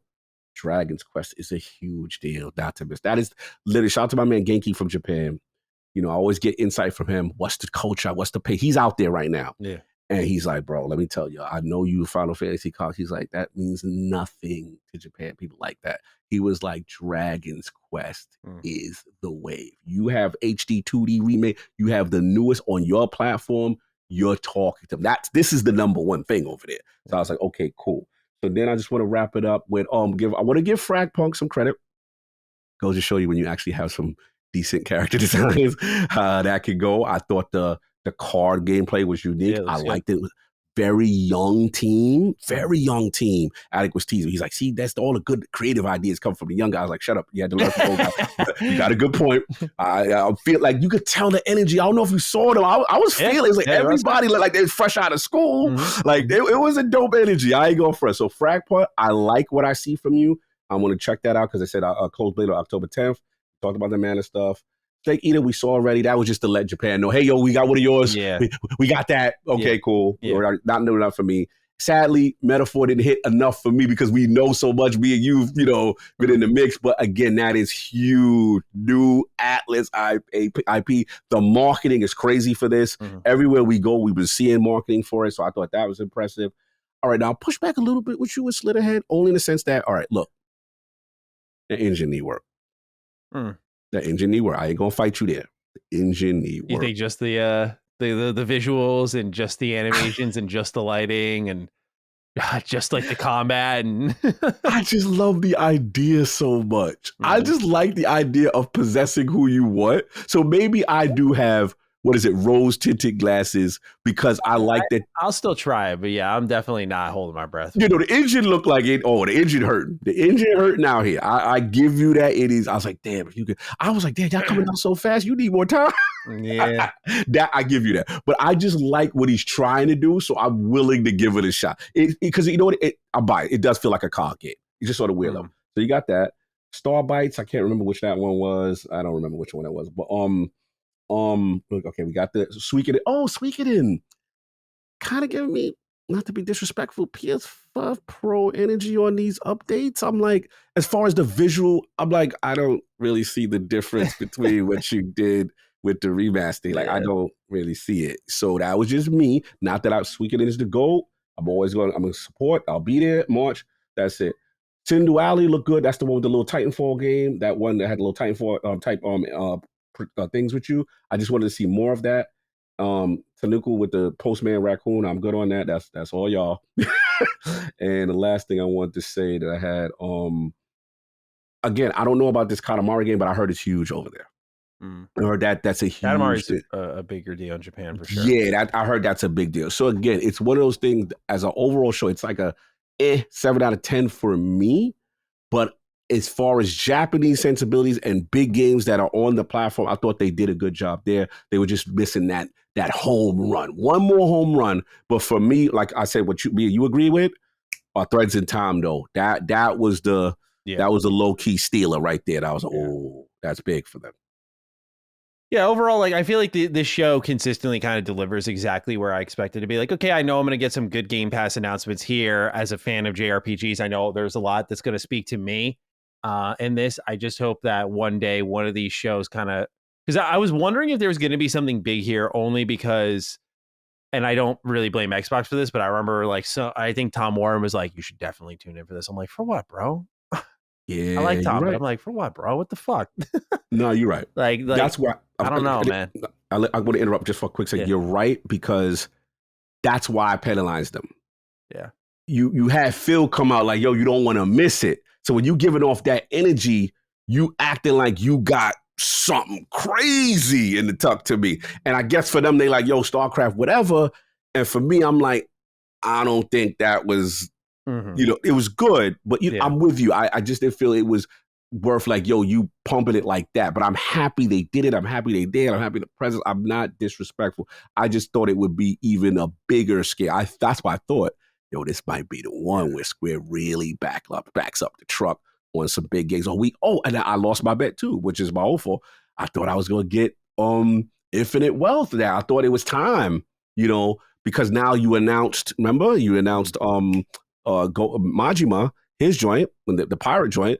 I'm figuring enough time has went by, you get people who, how much back end money you gonna get for Infinite Wealth? Maybe time to throw that Game Pass back. So that wasn't ready yet. So that was my bet that I took all or nothing. I lost that one. I needed that. I needed that. Speaking of Phil, though, bro, this man is Japanese.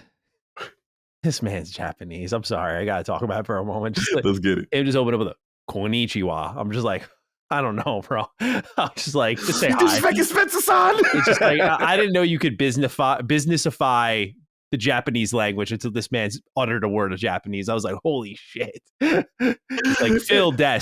I'm like, I remember when I started reading Japanese, bro. It sounds familiar. It was funny. But again, for me, I just like you there, bro. I like you there. I like Homegirl. She came back. We tease it. We mess it. But I feel it was funny. It was funny. It was in the chat. They were saying the same thing you were saying. Were they really? Yeah. Yeah, it was good. It was good. They was having fun with it.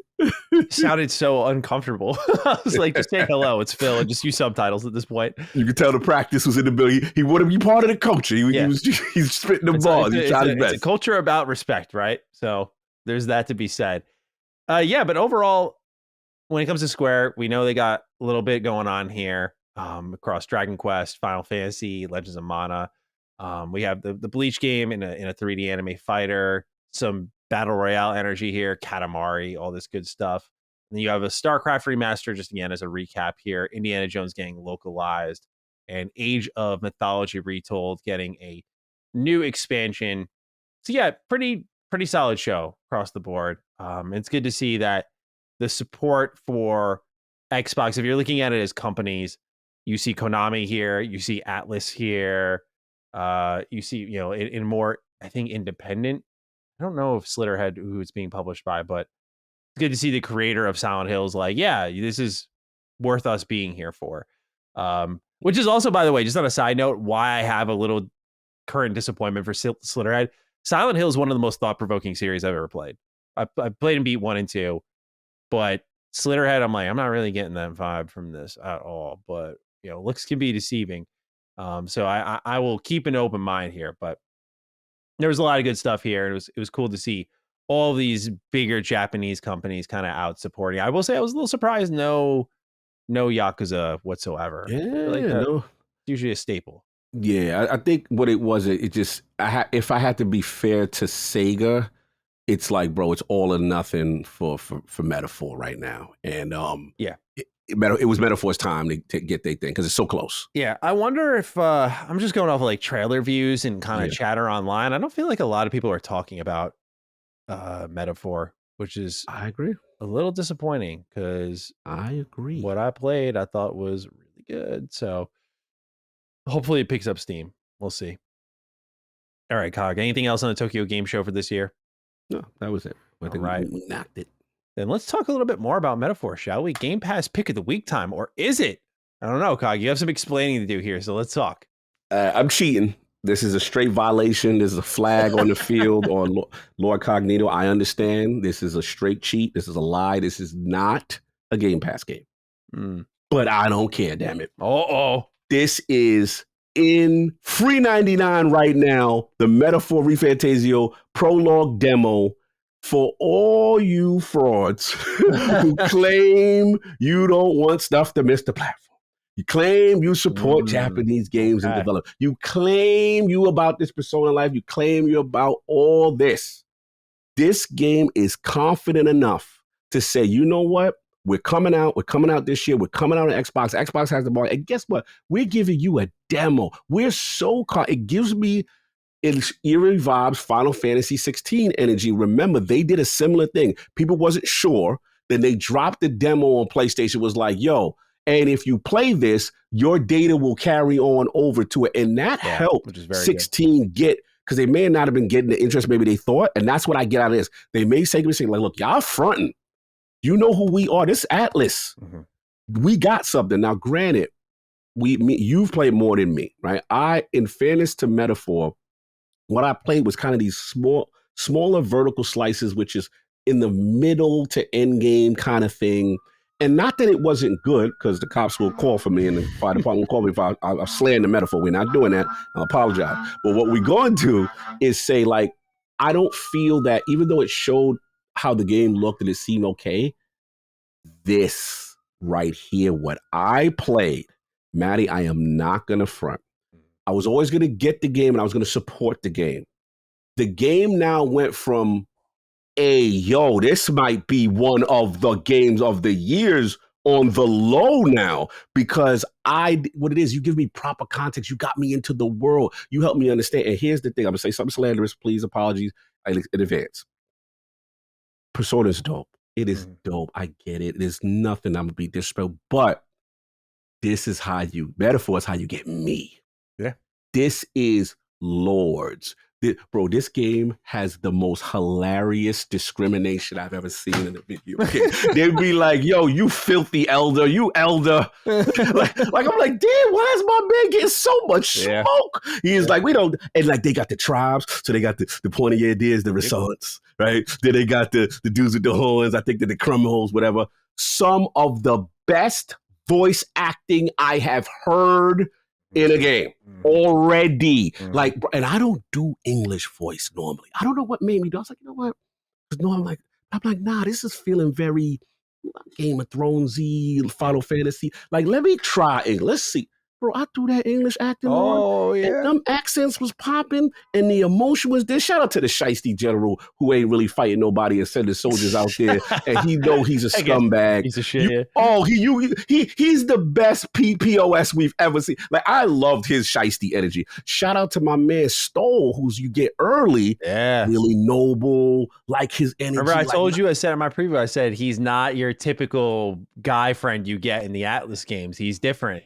Glad you like him. They speak in the cog. Yeah. I was like, we ain't in the school. This is about the king. They done murdered the king. They done shysted up the prince. What's going on? And then I go for, they got a little. I like your man Luis. He got a little Sephiroth, pretty boy, general energy. He definitely a Sephiroth archetype. So they connected with me with that. And he's straight cold with it. Now, my negative only with terms of lore stuff. I mean, as far as the character stuff, I just wish I need to be able to customize my main character. I just don't like his fit. I don't like his fit. His fit evolves during the prologue. Please. Right now, get your fit up. You can't be the hero of my game. Kind of official game fit with like the white kind of cloak, if you will. You don't like it? Turn him into the archetype and stay there, or get me some better fit. I don't like you already. I'm already blue hair. I'm already a blue hair discriminator, right? So I had to be nice with you. But then, all right, shout out to you with your own voice acting though. Does Atlas do that? So that's new. Like that your character speaks. Yeah, that's new. I was like, what's this? Okay, but it was good. Yeah. And I like how they do it in a way where they say your name, something cognitive, like instead of saying it, like, yeah, because cog, I'm like, okay, I like how they got around it. The little subtleties, again, the menus, the fighting is just so well done. Obviously, classic Persona stuff, the weaknesses, the energy. And then, we talked about that frontline, backline, skill tree, switching archetypes on your characters to do, I like. Then the real-time battle system. Okay, I'm gonna hold down LB. I can scan around, see who's in the area. If it's clear, my homegirl, my little fairy, she'll tell me when she'll start snitching if somebody's out there. And then you can run down and in real time kill them if they weak. Yeah. Before you don't have to go through the laboriousness of the turn-based, but just as it's a redundant battle. You got that. Then it tells you, the levels of it. There's a lot this thing is doing. There is a lot. And the biggest thing, this thing is a damn anime. It's everything is cinema. Everything is talking. You go through a door, they talking. They like, yo, what's going on? This, that. Yeah. I'm like, you giving me all of this? 100 hours of this? They're talking a lot, but in a dope way. And the voice acting is so good. The story so far is so good that I'm like, it is a must now. Like now it went from, not that I wasn't mad. I'm like, all right, Maddie go and play it. I'll get to it. Mm-hmm. Now it went to, no, you're not playing this when this drop. You're starting there. Day one, you are in here. So listen, I know this ain't a game. I don't want to hear it, Xbox fans. Y'all better download this game. And trust me when I tell y'all gonna see the production value. You're gonna see the quality. Even when you go through the towns and just how beautiful things look. Dude, the loading screens are stylized. Like there's like, if you're walking through the city and you go to an end where it's going to load you into the next map, it like has him walking through a crowd of people as a loading screen. So you don't even realize it's really loading. And then it brings you into the area. It's so good. It's so good. There's so much going for this game. And I know I haven't even scratched the surface because what I played, obviously LA, when you get the traveling thing and stuff like that, they're introducing a lot here. And I just think it's so well done. And in my humble opinion, so far, the evolution of the Persona series that I like, this is what and again, the serious tones are darker. It just is cool. Now, of course, they always going to have their little cornies. If you're the hero of that, okay, fine. You got to have that in it. I get it. But what a start. What a demo. Please play this game. Please. Like, you owe yourself to try it. Even if you don't even play turn-based JRPG. This one right here reminds me, but on a way better level, of when I was on the fence about Final Fantasy 16. But when I tried the demo, I was like, okay, at least you got my attention. But this exceeds even more than Final Fantasy 16 because this is pure JRPG goodness with a stylized look and voice acting that is top notch. And it looks like they're about to tell a very dope story. So yes, Metaphor, ReFantazio, go get that. COG cosign 100%. You have my undivided attention. I am not missing out on anything. I just don't know how I'm gonna play all these games in one time, but Metaphor ain't getting missed. It ain't getting missed. What did you think of how they kind of have you as a character and then they have your name as like a part of the storybook? Like, I think that's so interesting. What they're doing then there's almost this narrator vibe of like, it's telling you a story that they're in and they're talking in this way. It's just I could tell this is gonna have some deep repercussions as we get to the end game and find out what's really going on and everything, because they are truly doing something special in that regard. You could tell there's layers here, right? Yeah. I think the name itself, like a metaphor regarding fantasy, it's like, I think it's very on the nose in a couple of ways. Yeah. Which is what Atlas is known to do with Persona. That's why I love the naming convention in Persona across the board, is there's just so many themes. Like you're going to see, this is going to be your awakening, bro. You're going to see what I've been saying for a while with Atlas is like, yeah, they do shitty things. For example, like selling you the Answer DLC for Persona 3 Reload for $30. And like, you're just like, oh my God, why? But the reason people buy these games over and over, with Persona 5 and then 5 Royal is because the way they deliver and in the style they do so, no one else is doing. That's why I always say Atlas is kind of like the next Square in the sense of just production quality. And how careful they are, and how good they are. They're just maybe a little more greedy, a little less mercenary. But I'm with you, dude. And yeah, this is validating to hear, because when I did my preview, I was like, I loved it as a diehard Persona fan. This is going to be the game, though, that I think gets a lot of non-Persona fans on board with what Atlas is doing and wakes them up, because Atlas like wins a ton of people over. You talked a lot about the art, the style, the vibe of the game. All their games are like that. And I watch, bro. Many men say that they bend but don't break, but I think Atlas makes people break in that. Like, you might kind of start eyeing Persona 5 after this and go, that's stylish. Like, that looks really good. Of course. Yeah. Or Persona 6 at least. I think that's what they're hoping for. Is Metaphor will kind of bridge the gap for new fans, because I think they anticipate 6 after 5 and how big that was. 6 should be huge for them. Huge game. And it's funny because the Persona team who made all these games that made the series popular is the one making Metaphor, not Persona 6. So I'm curious to see how that goes. Crazy. That is interesting. Yeah, man. Really, really cool stuff. I was very, very impressed. So I loved hearing your excitement for it. Like, this is that rare company where it's like I talk as if I fucking work there, because I'm like so excited for their games, and I'm like, oh, nice, you're into it, good. Like, go buy it. Yeah. That's awesome to hear, because I think Metaphor is going to be a special game. You know, that Avowed was my most anticipated game. It got delayed. Metaphor took its spot pretty quickly, and I think after my preview, the more I thought about it, I was like, I think Metaphor, even if Avowed was in this year, would have taken over. Just Metaphor has a undeniable quality mark there. Like, turn-based fans, you need to look at this.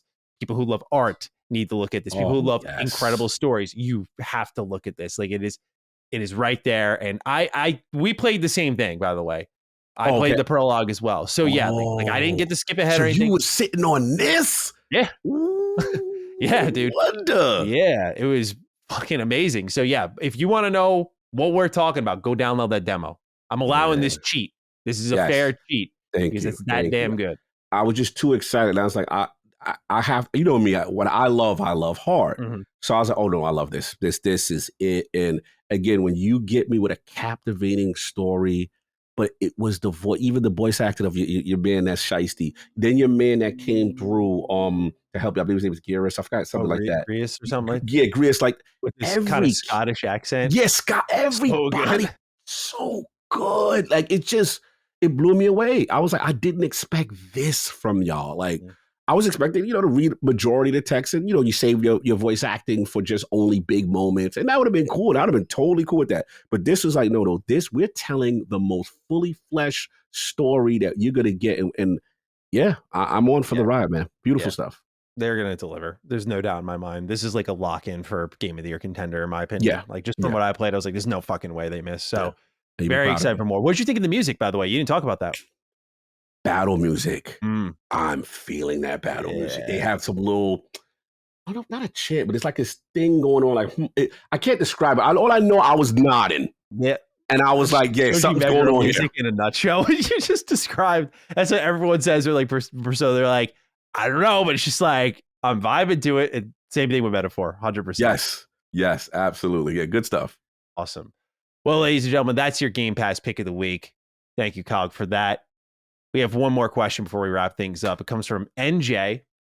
Greetings and a grand good day to you fine gentlemen, and a heartfelt hurrah to Maddie. Congrats, sir. Thank you, NJ. As a rhetorical question more aimed towards some of the public out there, you do realize that people can have differing opinions and it doesn't make them monsters, right? I mean, it's kind of the whole point of what LSM content provides. I have no idea what this is in reference to, but thank you for writing it nonetheless. On a more fun note, as Xbox evolves, would you be interested in evolving the show to tackle other topics in the ecosystem more frequently? For example, how the Microsoft Game Studios lineup performs on handhelds like the Steam Deck. It's always a pleasure to pour your voices into my ears, gents. Take care. I like how you wrote that out. There was something very interesting about that.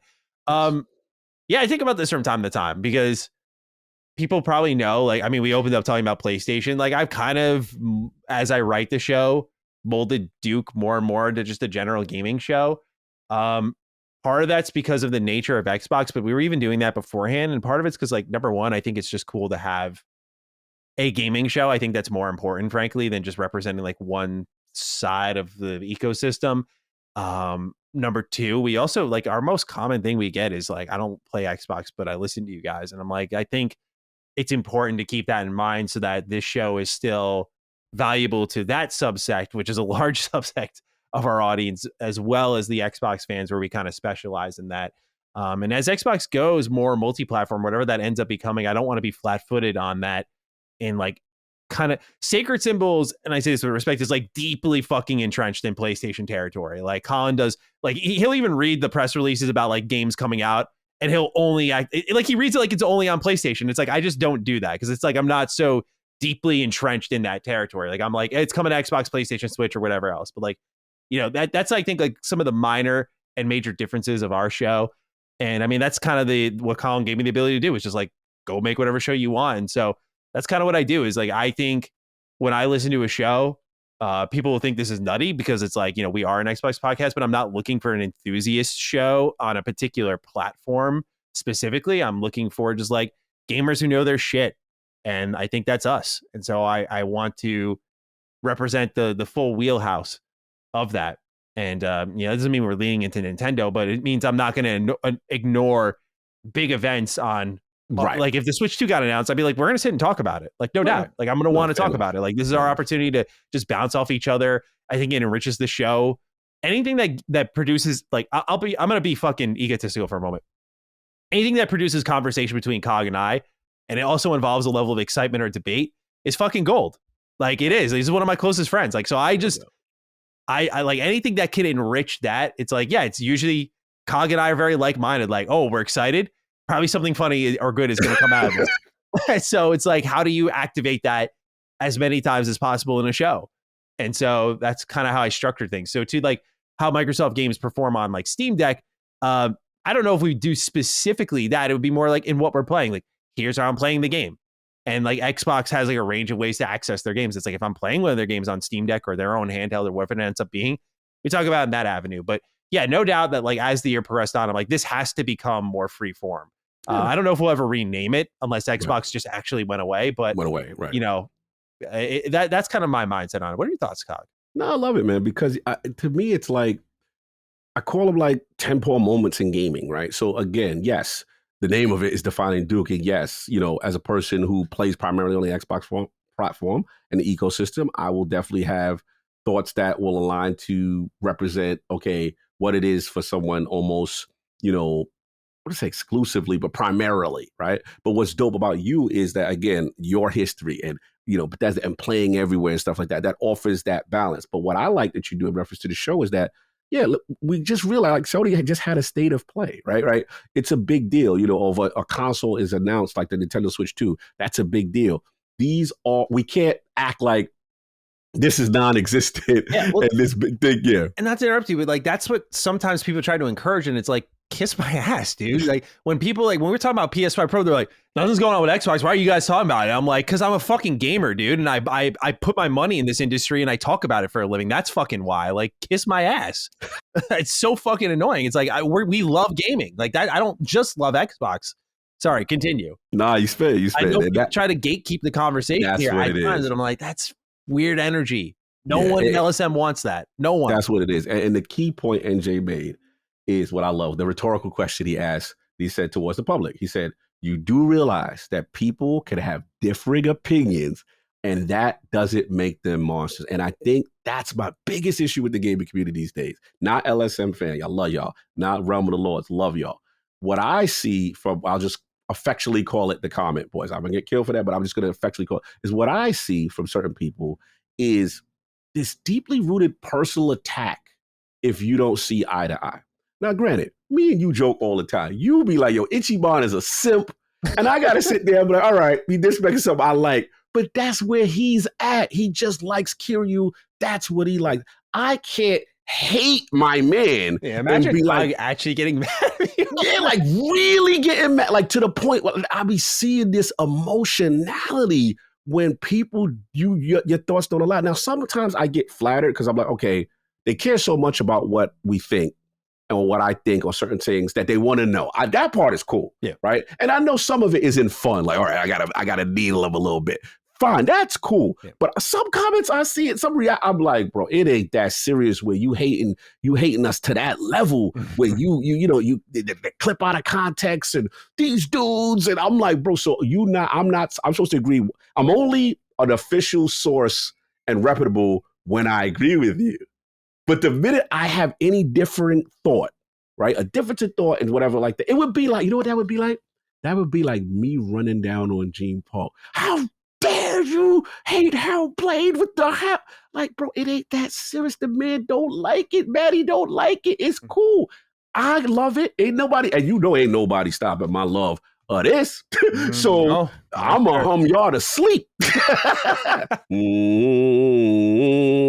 So again, it's okay if people got to learn how to respectfully disagree. That's what we really need to get back. And I think some of the best conversations is when we do disagree sometimes, because it's like, or just in general in gaming points, because sometimes you get to see the other side. You'll be like, all right, I do get that on some level, and just help bridge the gap. We're all not going to agree here, but that's the beauty of LSM. You know what I'm saying? Mm-hmm. We all have our own personalities, and we all respect each other enough to say, okay, let's see where, Cog is coming from. Let's see where Maddie's coming from. Let's see where Brad, Colin, everybody, Chris, that's what it's supposed to be about. Just don't take things so personally that you now attack a person and call them out their name and be disrespectful, because that's a reflection on you, that you can't handle a nuanced discussion. Yeah, I mean, that's kind of what I was saying earlier in the show, right? Where I was talking about how people receive our commentary at times as attempts at convincing. I went through, I'm not going to get fully into it. I went through a lot of it with my Dragon Age Veilguard preview. Like, it was pretty fucking ugly. It was. Oh, wow. I didn't know that. We'll talk about it after the show. But yeah, a lot of people, like a lot of attempts at gaslighting, I noticed, like, there's no way you like it this much. Like, why didn't you just say it was bad? Like, that sort of shit. And I'm like, I'm not trying to convince you, friend. Like, if you don't like it and you've came to that conclusion, that's fine. Like, I've always built my platforms upon respect of others' opinions. I barely mute people on my channel. Like, I don't fuck around with that stuff, really. Like, I just try to let people speak their mind, get their thoughts out. And not every time it's going to be constructive, but I think sometimes that criticism also needs to be heard, et cetera, et cetera. But like, that's the type of level it's gotten to now, where it's like no thought is consumed as genuine, and every thought is taken as a challenge. And it's like, if I'm like, hey, like a dragon pirate looks like ass, I'm not trying to convince you why I think like you should think it looks like ass. I'm just saying, here's why I think it looks like ass. And I think sometimes content creators and press alike kind of try to cop out and be like, it's just my opinion, bro. That's not the type of energy I'm trying to bring by saying that. I'm just trying to say that, like, a lot of people go like, challenge accepted. You don't like the PS5 Pro? Go fuck yourself. I'm like, okay, well, I was like, it's just a console, my friend. Like, I have a PlayStation 5 right next to me. I'm the same as you, it seems. So, I don't know what to tell you. So yeah, I'm with you on that. There is a level of like personal attacking that's just, it's becoming more and more regular. And I get it. Like, I feel like this happened in 2020, like election year, tensions rise, people just get really strong takes. And come this time of year, it just gets like a complete battleground everywhere you go. And so I've done this long enough that I've been through this cycle enough times. I'm like, oh yeah, like it's that time of year, or it's that time of the decade where it's like, here's an election and everyone's riled up. And I get the severity of that, by the way, not downplaying it, just more so saying, like, I feel I understand the internet so much more than I used to, just by nature of experience. But I think what has not evolved is sometimes, not everyone, but some pockets of the audience just are not evolving the way they consume content, in that, like, I call myself Mr. Matty Plays, not because it's just me, but like, it's a representation of like, these are my takes and my opinions. And if you're showing up to hear my takes because you think they're well thought out, or you just want to get my opinion on something, cool. But I'm not there trying to convince you to think what I think. I don't want to live in that world. I'm someone who, when I got my first big boom on YouTube and people were like really up my ass with praise, I was like, do not deify me. I was like, I'm a fucking YouTuber, dude. Like, I hate when YouTubers eat that type of shit up. It's so weird to me. I think deifying any sort of content creator online is like a really bad path to walk, for both sides, by the way. And like, I just feel we just got to talk to each other like normal people. And that's always the relationship I want in my audience. Like, I'm a normal dude talking games. Please treat me as such. And that also includes, like, I'm not trying to, like, I talk to my audience like they're my friends. Like, I literally turn on the camera and look at it. And that was what trained me, I guess, mentally when I first started doing YouTube. Is like, I was a little nervous to be on camera. I was like, well, just talk like you're talking to one of your friends. And it just became natural. And so it's like, when I talk to my friends, I'm not trying to be like, hey, unless it's asked, like, I'm not going to be like, hey, dude, here's why you need to change your thoughts on this. I'll rib them, of course, but I'm getting off track now. No, you good, bro. You preach it. No, I'm glad. Like I said, this is a great discussion, and I think needed. You know what I'm saying? Yeah. And I definitely love that we had that discussion, because it provides the nuance that I feel is necessary. And last point is, I'll always die on this hill, is, bro, I'm in this because it's fun. You know what I'm saying? We have to maintain the fun of why we love video games. And unfortunately, the algorithm rewards the negativity and the confrontational stuff. And that the part is saddening, because I'm like, man, I come from an era where this wasn't even cool.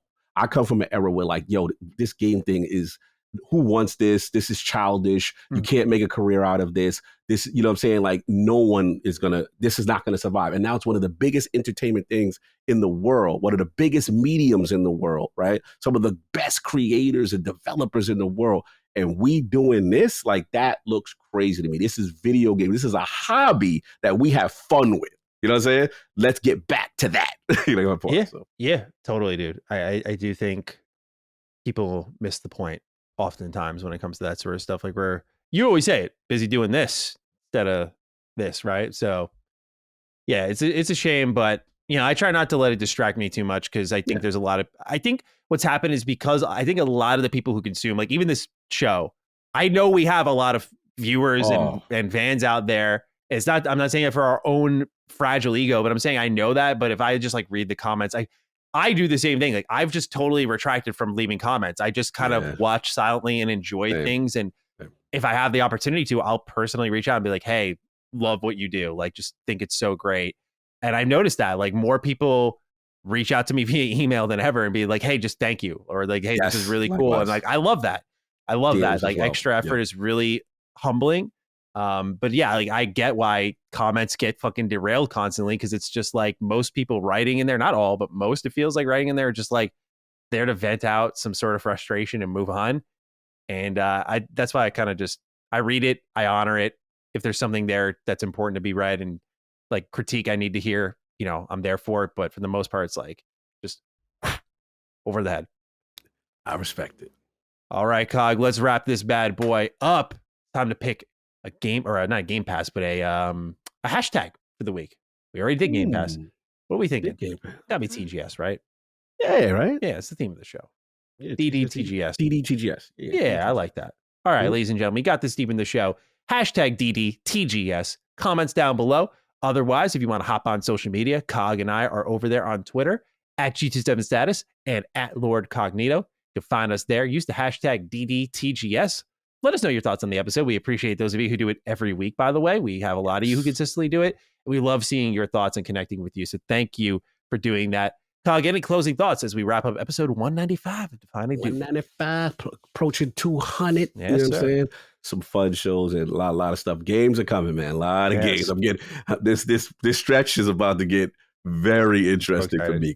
Yeah. I'm so excited. I mean, next week we'll be talking about Starfield. Bro, I got that. I didn't even get a chance to talk Tekken today. The new Heihachi joint come out next week. Bro, I'm in trouble. I saw our boy FeedyX was saying that Heihachi might be a little concerning, so I got to study up. FeedyX was outside. He was outside. He was like, he looks very oppressive. He looks serious. Wonderful. Yeah, he looks very oppressive. So we got to see how that's going to go. And then obviously we talked about, all the game stuff. And I want to shout out, like you said earlier, a lot of the, give the Realm of the Duke some love too. Like, a lot of the most like heartfelt DMs I've got from Discord or Twitter, and just those are the stuff that really be like, it makes doing this feel special, and you see that level of love and appreciation and care. So definitely want to give light to that, because so many times I'll hit that, I'll see that and I'm like, man, I don't get a chance to interact as much as I like, because I try to keep a negative stuff out of my spirit and not live on social media, because sometimes that can affect your mental health as well, kind of thing. And I don't want to live on it. But when I do pop in and I see these really heartfelt messages, I'm like, oh man, see, this is why you do it, right? This is what it's about. 100%, bro. Yeah, and that's important for the spirit, as we all know. So thank you to everyone who reaches out with kind words. We appreciate it immensely. And we'll be back next week for episode 196 at our normal, regularly scheduled time. So we'll see you then. But until then, take great care of yourselves and peace out. Defining Duke, an Xbox podcast, is a product and trademark of Last Stand Media and Collins Last Stand LLC, and is recorded from the United States of America. The show is conceived by Matthew Mr. Matty Plays Schroeder and me, Colin Moriarty, and is written and produced by Matthew Schroeder.